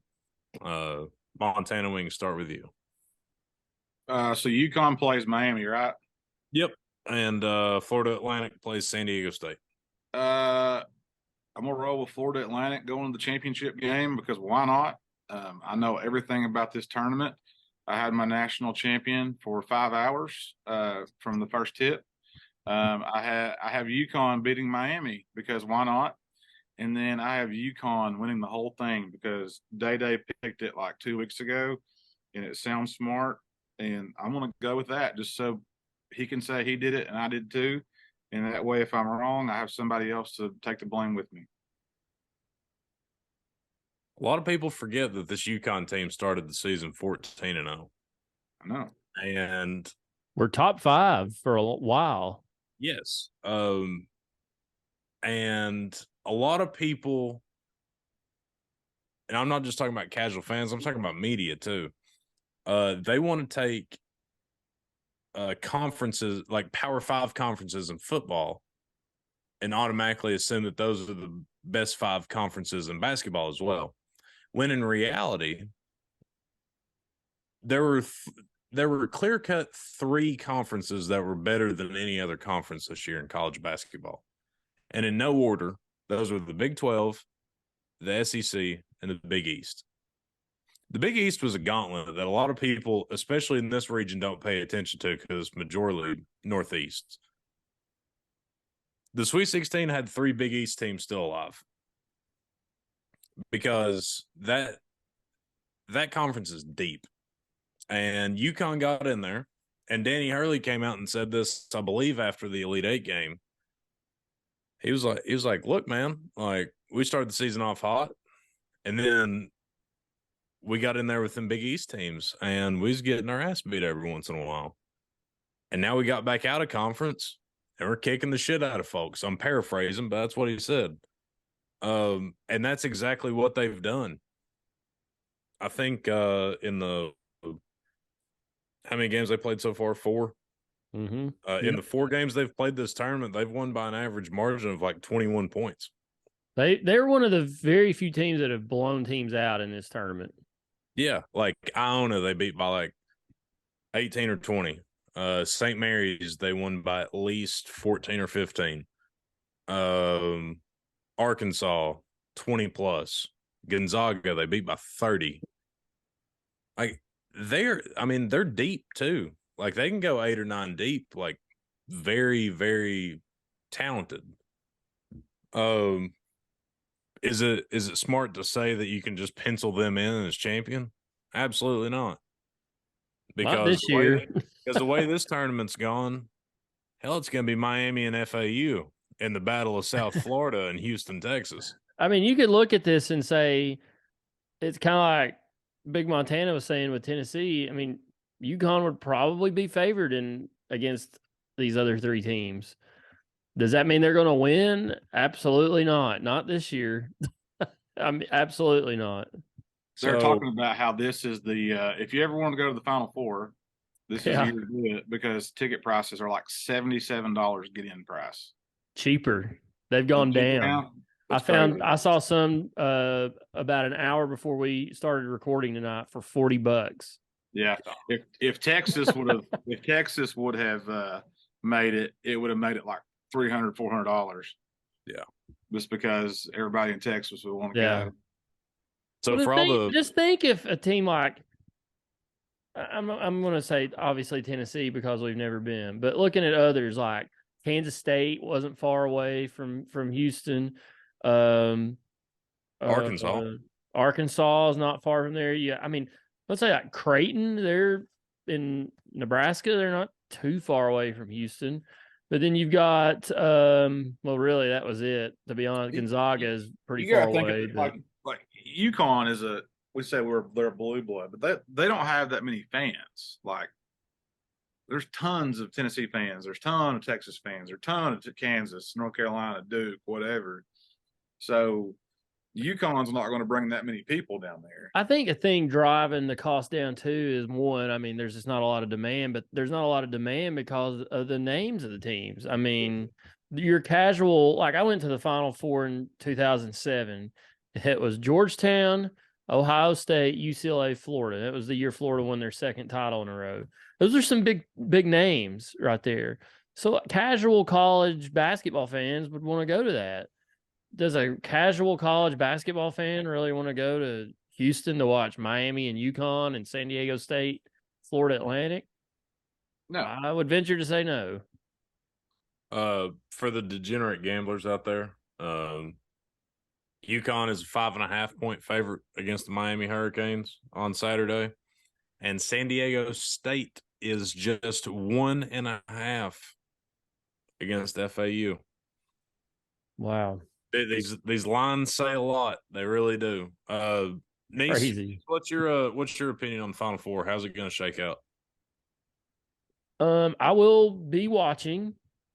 I love the Final Four. It's one of my favorite. This whole tournament's my favorite sporting event overall. But I love the Final Four, the dome, 60,000+ people in whatever dome they're playing in.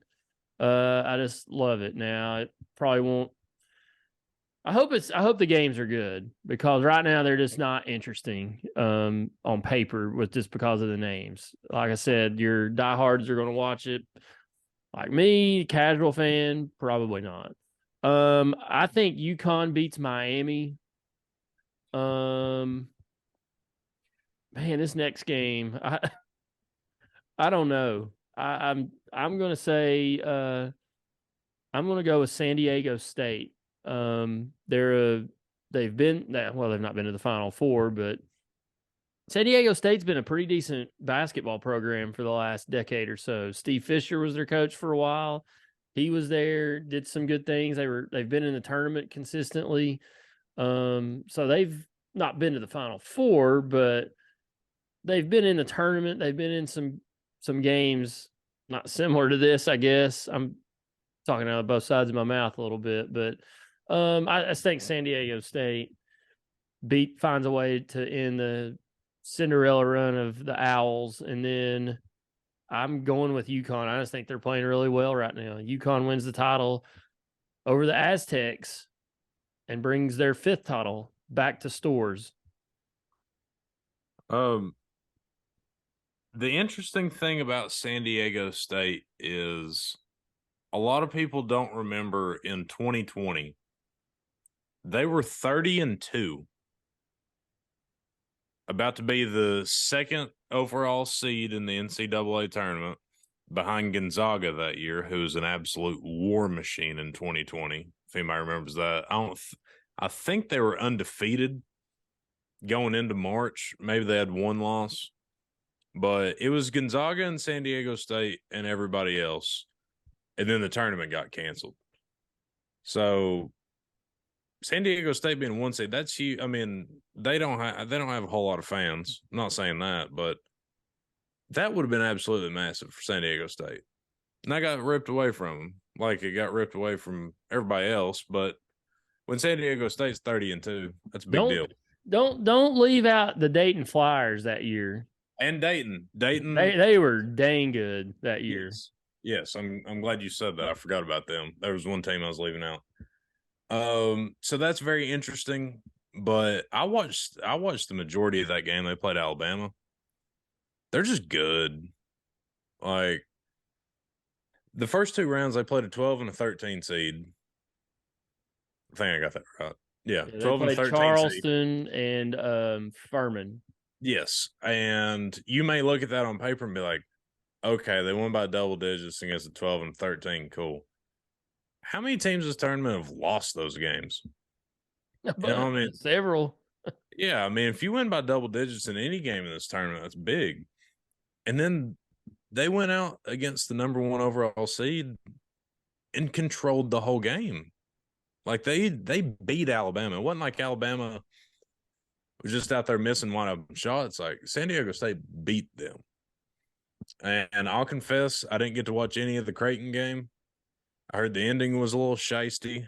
I saw the clip of it. I mean, it was the right call at the end. I mean, was it a lot? No, but the little foul they called. It was a foul. I mean, yeah. I mean, it was ticky tack, but I mean, you can't put your hand on the guy. I'm taking San Diego State to beat FAU. I just think they're better. Which FAU is great. Don't get me wrong. They've earned their way there, but I'm taking San Diego State in a grinded out slobber knocker, as Jim Ross would say. Other side, just for the hell of it, I'm taking Jim Larinaga and the damn Hurricanes to shock the world and knock down the University of Connecticut Huskies. Miami's playing just as good as UConn is right now, because they were a 5 seed. Their 12 seed matchup was Drake. Drake had lost like 4 games all year. Go out, take care of business there. So the reward for that was playing Indiana, who is arguably underseeded. Indiana's a very good basketball team. Went out there and kind of beat the hell out of Indiana. And then if you're like, okay, cool, they beat Indiana. They went out and beat the number 2 overall seed in the tournament by like 18 points. Just dominated. And Isaiah Wong, their point guard, I mean, he's averaging like 25 or 26 in the tournament. Dude's balling out of his ass. And then they go out and have a comeback win against Texas. You could argue that their path to the Final Four is the most impressive based on who they've beaten. Yeah. I think Texas needs to hire the guy who took over for Beard.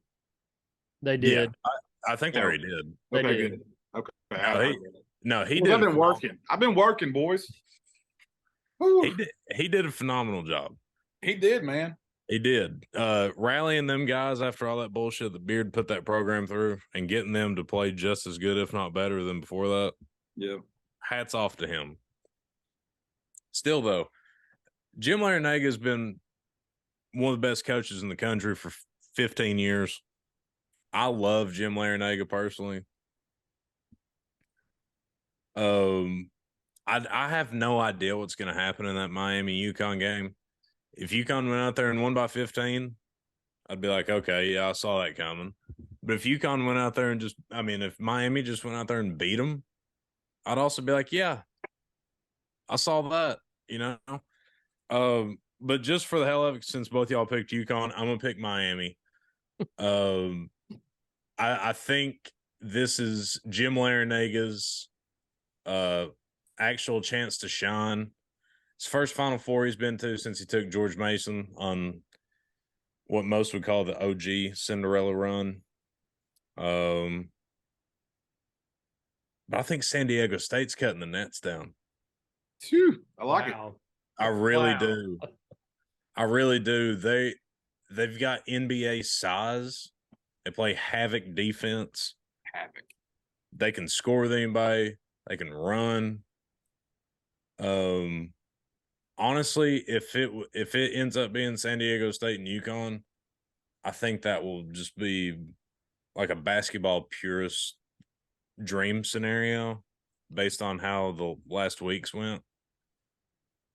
Just because UConn's got talent out the ass, but I think San Diego State, the way they play with their size, would match up really well with them. The only thing I feel confident in is San Diego State winning. I have no idea about the other game, but I really do see San Diego State winning it all, and they get a little bit of redemption from 2020 when they didn't have a chance to prove that they were as good as they were. That's how I see it. Hell yeah. Well, my national title pick went out against Miami, Texas. I haven't even looked at the bracket challenge to see how everybody's doing. I haven't got beat by Princeton. I haven't looked at the bracket since I made it. While we're talking about it, I'll go ahead and pull it up. That's what I've about got it here.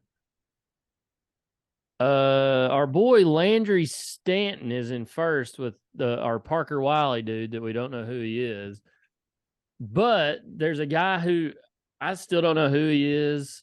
He's been in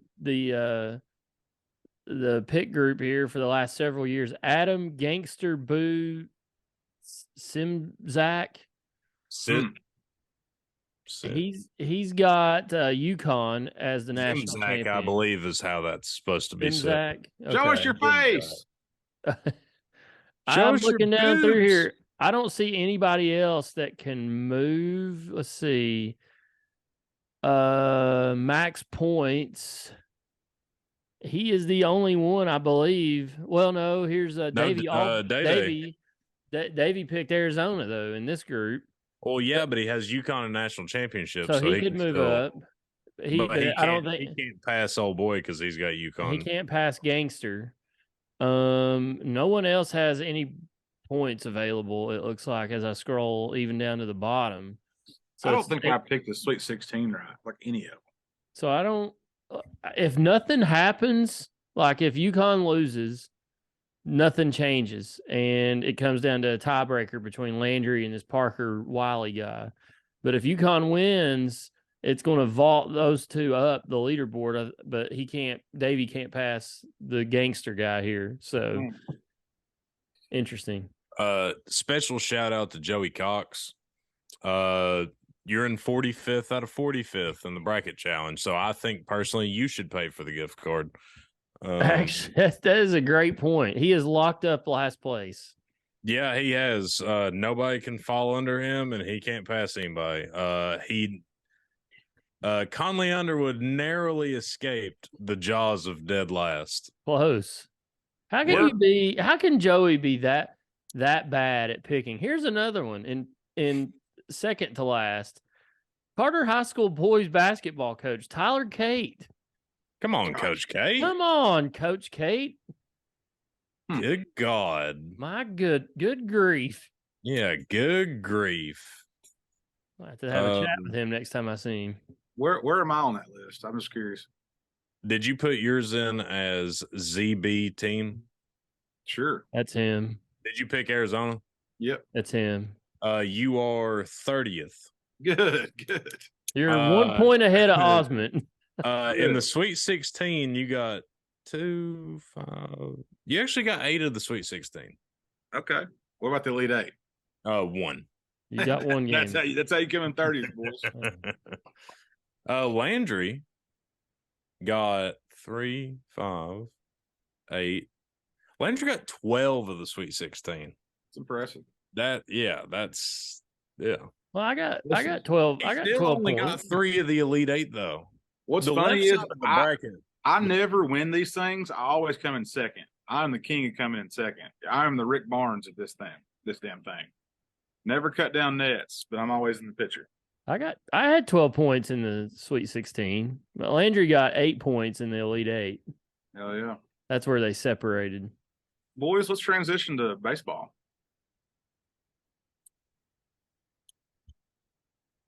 Harbin, you're the host, Harbin. I'm just messing. I just want to see how awkward we could get. We talking UT baseball or Major League Baseball? We can do Baseball- both. baseball I mean, there's not much to talk about MLB because The season ain't started. unless you still have a dish, you're not able to watch any of the games that aren't on ESPN. So True.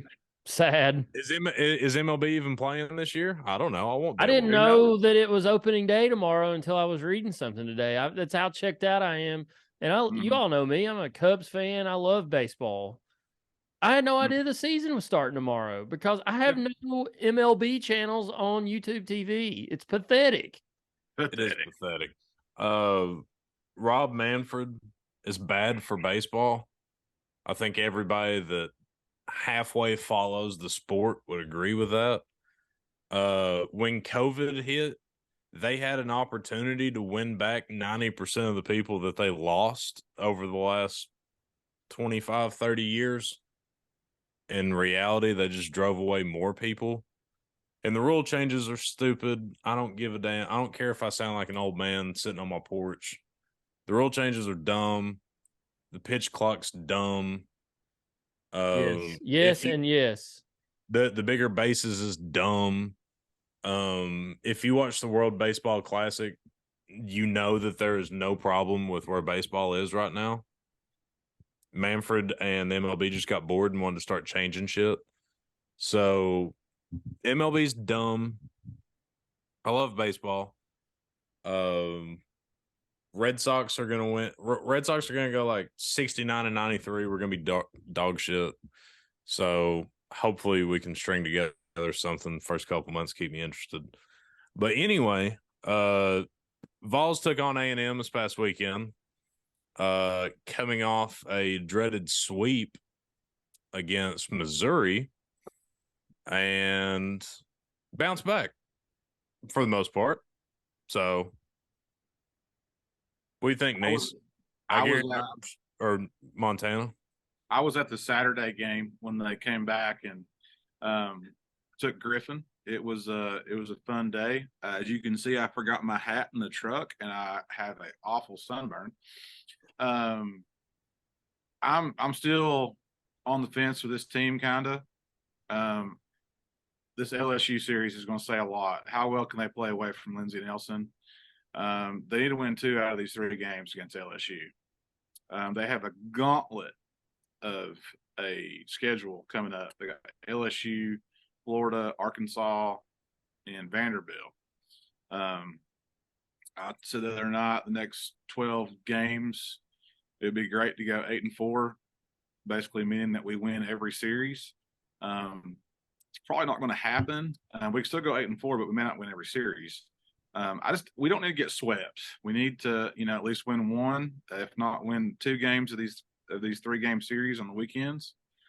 We'll see if we can do it. We definitely have a chance. So it's going to be fun to watch. The LSU series is going to be really cool to watch, I think. So my family that lives down in Louisiana, my cousin was trying to find tickets for her kids. This is a few weeks ago to the LSU Tennessee game, and the cheapest ticket they could find was like $200 or $300 a piece. Is crazy for that series. They got a huge stadium it's bigger than some. It's like Smokies Stadium or bigger than that, I think. So it'll be a big time atmosphere. I thought it said a lot about the team, how they came back and swept Texas A&M this past weekend. Texas A&M's good. I know they're 1-5 now in conference play, but that's a good program. 21st ranked team.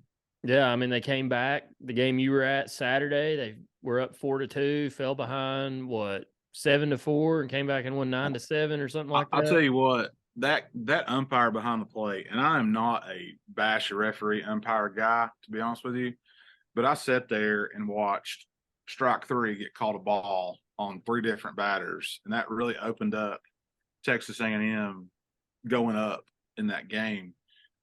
It was terrible. And the guy, I mean, it was awful. That was one of the worst innings of baseball I've seen umpired in a long time. And I sat where I could see the plate and see the glove, and it was bad. It was really, really bad. But anyway, glad they come back and walked it off and scored and won the game. One thing I want to see out of him this weekend, and I'm not saying the starting pitching has been bad.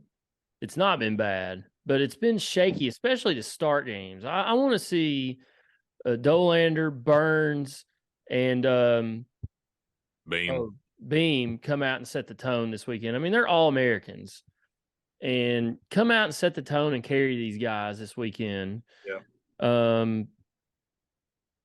Because that's a key to playing a team. I mean, LSU can hit. They're probably going to give up some runs, but don't come out and fall behind like they did at Missouri 4-0 in the first inning. Come out, put a goose egg up after your team hits, see what you can do at the plate to start the game. But it will be interesting. This is a huge stretch for Tennessee.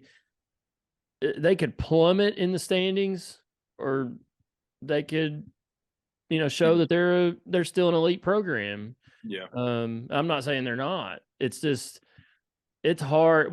This team isn't last year's team, and they're not. And if this was last year's team, I would be saying right now, it's expected to win 2 out of 3 against these 4 teams coming up. Yeah. That's not expected.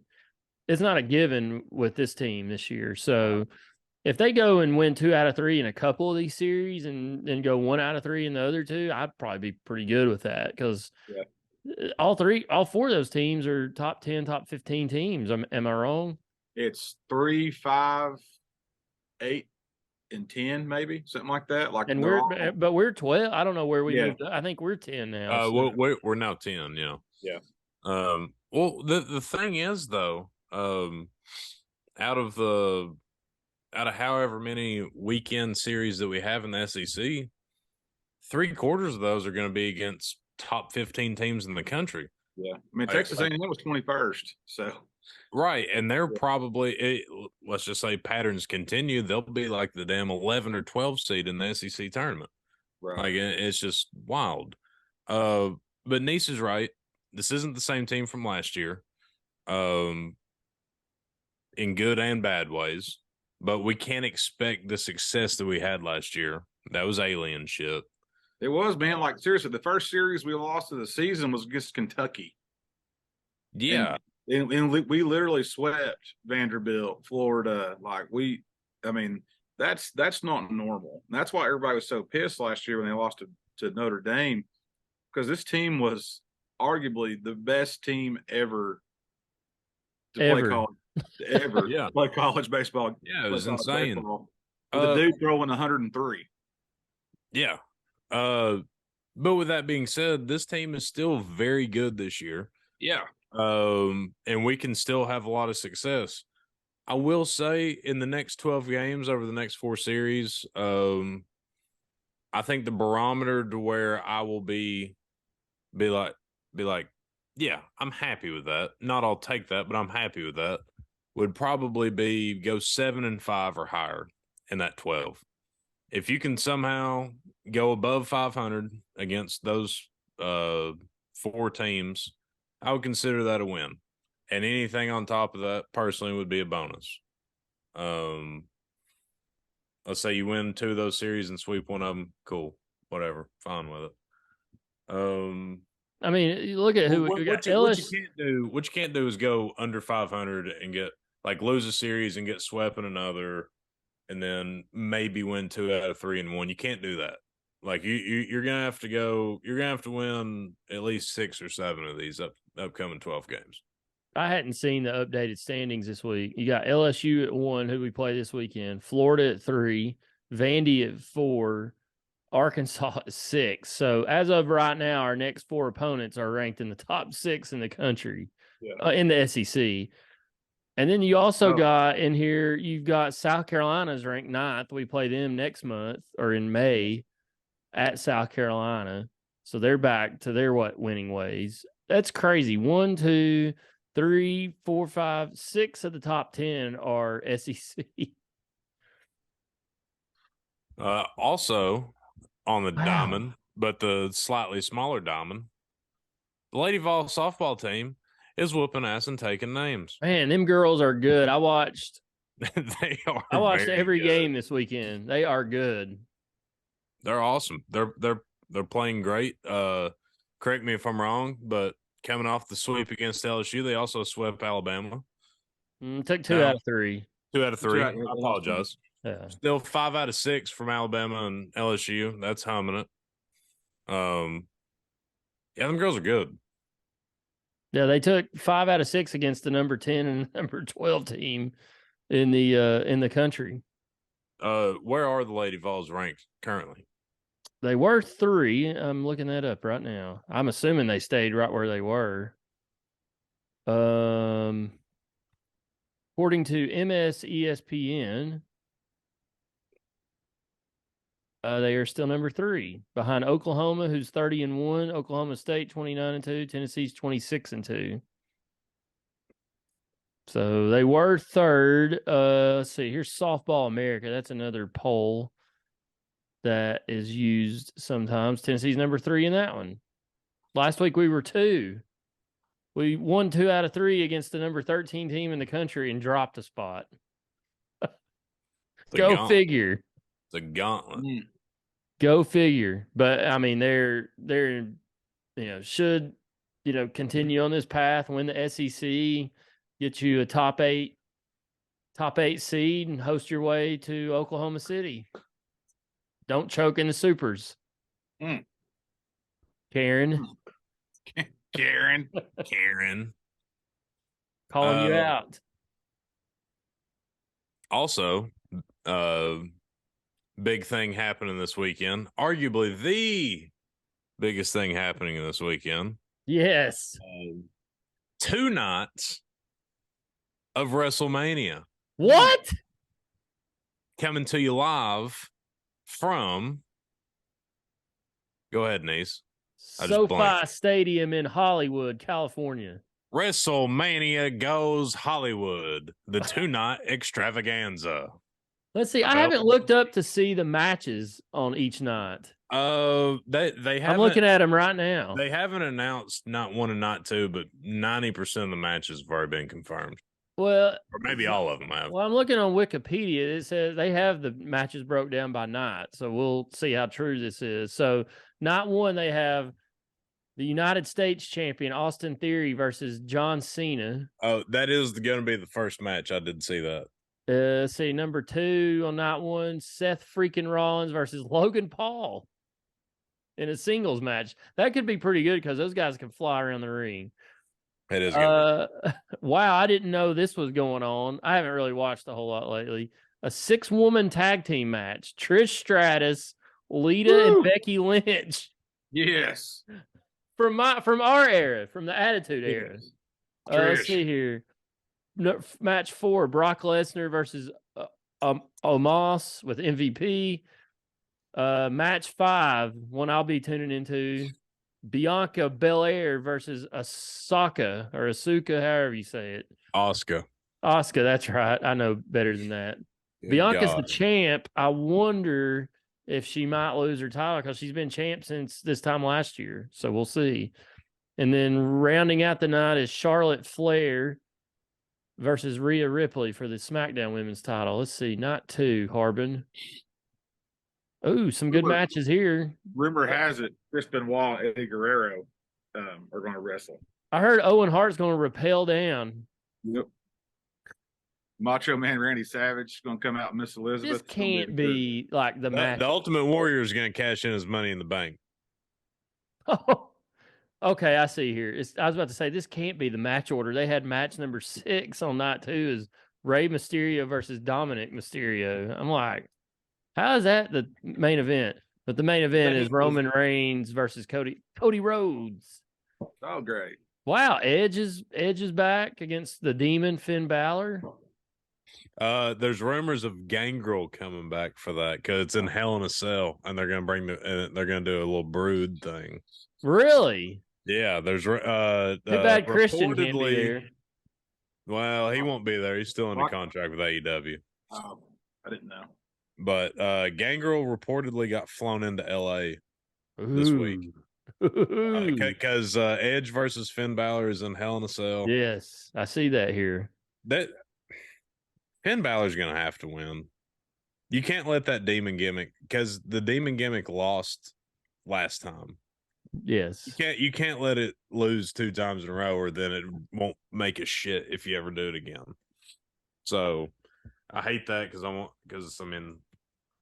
I grew up with Edge pretty much the whole time, but I mean, it is what it is. Are they doing the I don't see it on here. Are they doing the Andre the Giant Battle Royal? No, they're doing it Friday night on SmackDown before WrestleMania. Wow. Which that just never took off, did it? No. They did one when I went to WrestleMania 27 in the Georgia Dome in Atlanta back in 2011. The dark match before it came on the air. I always said it was Sunday Night Heat. They had it was supposed to be Daniel Bryan versus oh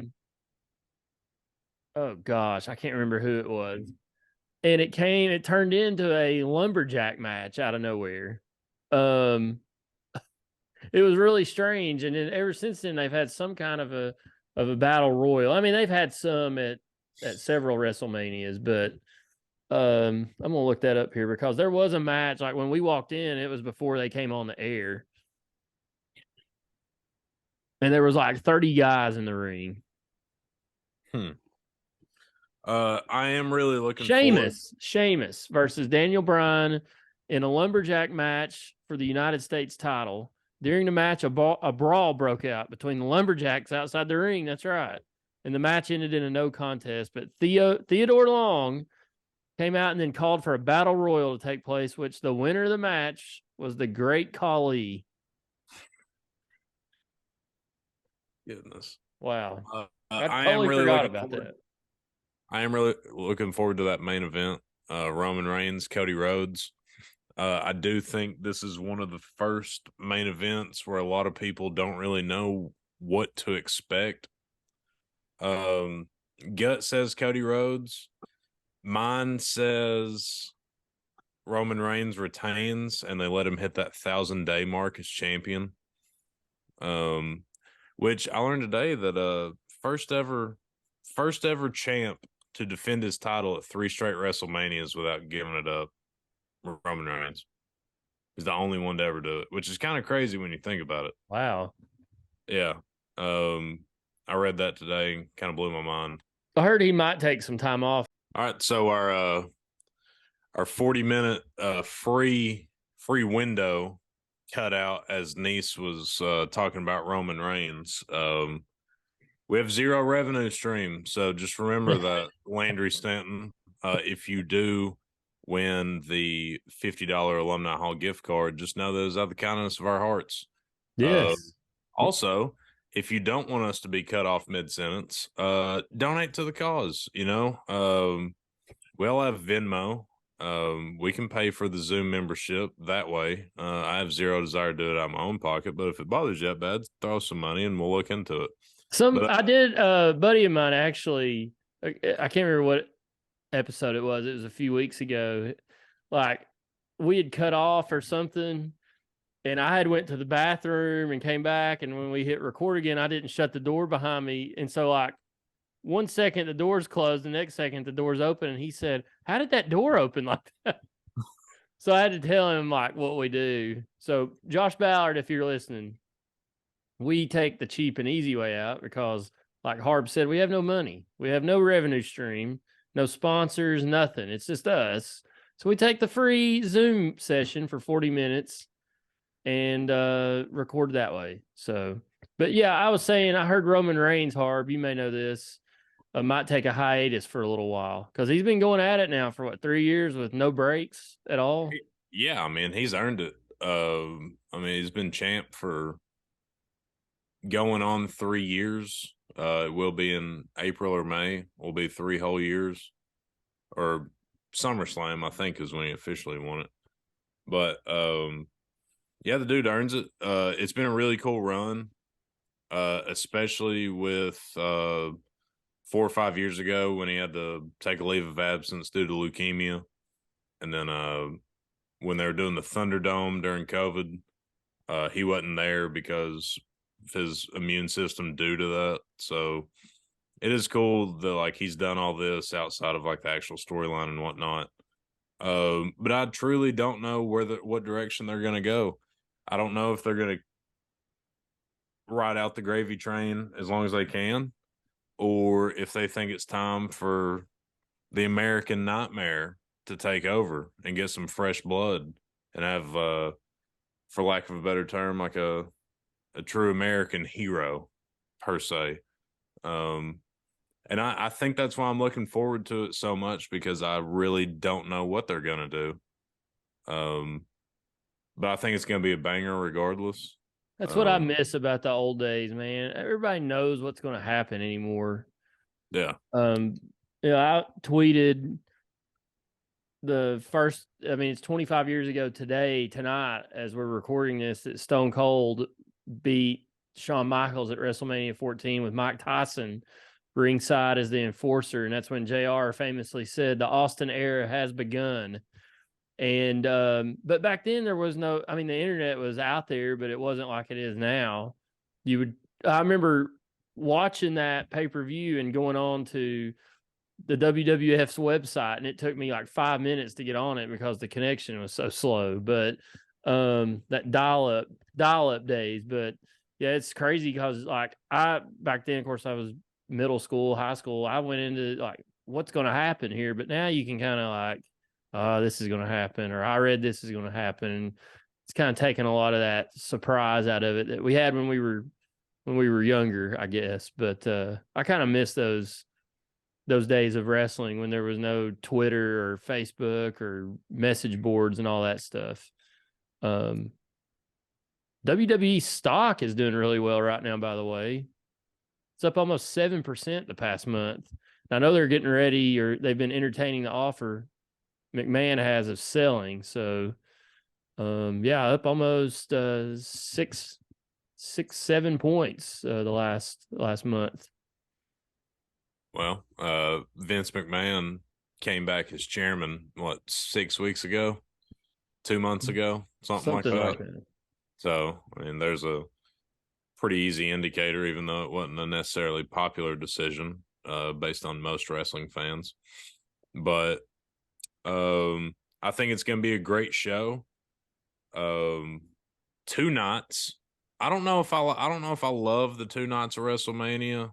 I don't think I do, but it is cool. Like biggest spectacle of the year in the sport gets 2 nights. I understand why they do it. I miss the one night extravaganza that they used to have. 4 hours plus. And I agree with that too. But it's gonna be a good weekend. We have the Final Four is on Saturday. Regardless if the 4 that are still remaining are Man, I may have to pull out 2 necessarily big TVs. I may have to whip draws. out 2 TVs again. Yeah. If you do, I'll be over because I will be watching WrestleMania regardless. It'll either be at your house or in Brett's garage. I'm not sure, but I will be watching WrestleMania. It's gonna be a good weekend. It's supposed to have some good weather. Vols baseball has LSU this weekend. That's gonna be absolutely massive. Who the Lady Vols got? Anybody know off the top of their head? Big time? Is it a big time matchup? I don't know. Let me look real quick. Keep talking. Yeah. So you got the Final Four. You got San Diego State -1.5 over the Florida Atlantic Owls. You got the Miami Hurricanes catching 5.5 from UConn. Should be 2 very good games. And if we've learned anything over the last 3 weeks, expect the unexpected. The Lady Vols are at number 21 Texas A&M. Big weekend for the ladies too. So boys have LSU. Ladies are going to College Station. Final Four and WrestleMania. Yes. And first weekend of professional baseball. And we will be tomorrow, or as y'all are listening to it now, we are 1 week exactly from Hello Friends. Hello, friends. When do the ladies tournaments this weekend, isn't it? The amateur one they do. Yeah, that's what I mean. The amateur tournament. Yeah. I didn't realize that it's a friends. 4-day tournament and they only play the final round at Augusta. The other is played I didn't across town at another course. Yeah, I didn't realize that because I was watching it today and I'm like, God, kind of looks like shit. Yeah. Man, Augusta's really falling on hard times. Yeah, Biden's economy's really hit hard. Yeah, I was confused for a minute. I didn't realize that they did that, but have you all looked at like the secrets of Augusta? I have read into it. Yes. How they paint a lot of stuff. Oh, I 100% believe that. I thought that's pretty crazy. Yeah, apparently they paint a lot of the green. Well, and then there's the ryegrass they use for this time of year is not what they use in. Yeah. It's not what the course looks like in May, June, July because it really pops this time of year. So yeah, that course is made to look like it, and it's beautiful. Just being down there in with the TV with TVs nowadays. Aren't you going? Yes, to the Wednesday practice round. Wow. Andrew Taylor will also. It was crazy that we got 2 people that live. I guess I'm like 5 minutes from Drew, and we both won the lottery for tickets. Like, you never went. I mean, how many years have you all entered the lottery? You never won it. And same with me.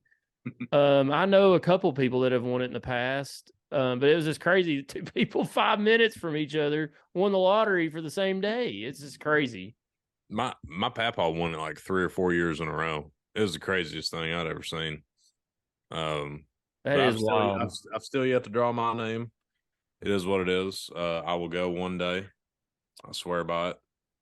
But I think for American golf fans, it's the greatest weekend golf-wise. That and when the Open is at St. Andrews, can't beat that. I'm partial to the Phoenix Open. The waste management is absolutely electric. That's what I meant. Yeah. Yeah. I mean, yeah, you can't beat that. It's hilarious. I went with my uncle. I think it was the same year we went to the Masters for that practice round to the PGA over at Quail Hollow. That was pretty cool. I know you've been to the Tour Championship, Harb, down there in Atlanta. That was pretty cool, I bet. Yeah, I went to well, I got super spoiled. So the first ever PGA event I went to the Sunday round of the Tour Championship in 2018 when Tiger won for the first time in 5 years, and he was also playing with Rory McIlroy. Oh, nice. Wow.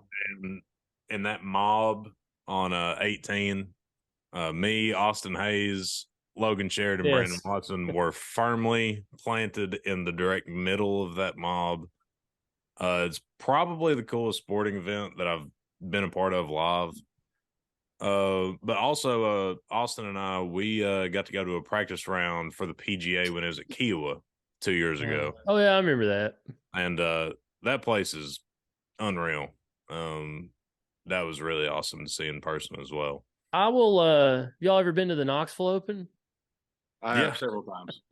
Been the last 2 years. I'll work on us some 18th green tickets. Let's do it. See if we can get YY8 up there on Friday afternoon. The new Sentinel Copper Cellar food tent is the place to be. There's a small percent chance that I may be caddying in the Knoxville Open. Oh, cool. The Visit Knoxville tent on 18 is pretty good too. Which I'm totally fine with just getting shit pump hammered and going and watching. But I think that YY8 needs to have a putt night. At the putt course in Jeff City. I think we need to go to hey, that place is good. It is. I've been there. It's tough. We need to go to the one on Kingston Pike, like in Farragut. Have you seen that one? Yes. It's like stupid, but I think we should go and like live stream it. The one in Dandridge is or in Jeff City's tough. We played up there a couple 3 years ago. It was tough. They're serious about it. I remember I think my senior year of college was the first year it was open, and they did like student memberships. Yeah. Like it was something like $7 or $8 a round, but you could pay for a season pass with a student ID for like $50. And dude, we would do that. That would be like our pregame routine half the time. We go over there, take a cooler, and then just go back and do whatever. Yeah, I think they had some tournaments up there at one point. I don't know if they still do, but they did. We were gonna go one night, but it was like a I forget, it was like a US MG Open or something, like it was the putt US Open qualifier there. Oh, God. Yeah, I was like, what? Y'all should have entered it, see how you fared. You might have slipped up and got into the putt US Open. Should have, man. Well, Harb, it's getting late, buddy. Won't you wrap this thing up? I'm getting tired. That's what. No, anyway. Yep. Tony Schiavone, we're getting to be out of time. Anybody got closing thoughts? Montana, you're rubbing your forehead. You got something on your mind? It's got sunburn, boys. His forehead's purple right now. Yeah, He's so damn burnt. I give my all for UT. Go Vols this weekend against Texas A&M and LSU. Let's get these series wins and get rolling on the right foot. I'm excited for WrestleMania. Go Vols. All righty. Me and by God, Nease, what you got for us? That's my quote. Piss on ESPN. Piss on them. If you're watching, you can see it. If you're listening, I'm holding up my button with the little kid pissing on the Heisman Trophy and ESPN ABC logo. No, like Harbin said, big weekend, WrestleMania 39. The Diamond Vols are in Baton Rouge, and the Lady Vols are in College Station. So we'll see how it goes. Take 2 out of 3, both of them. All righty. For Big Montana, for Negative Nease, and for Harb, hope y'all have a great weekend. Final Four, WrestleMania, Vols baseball, Vols softball.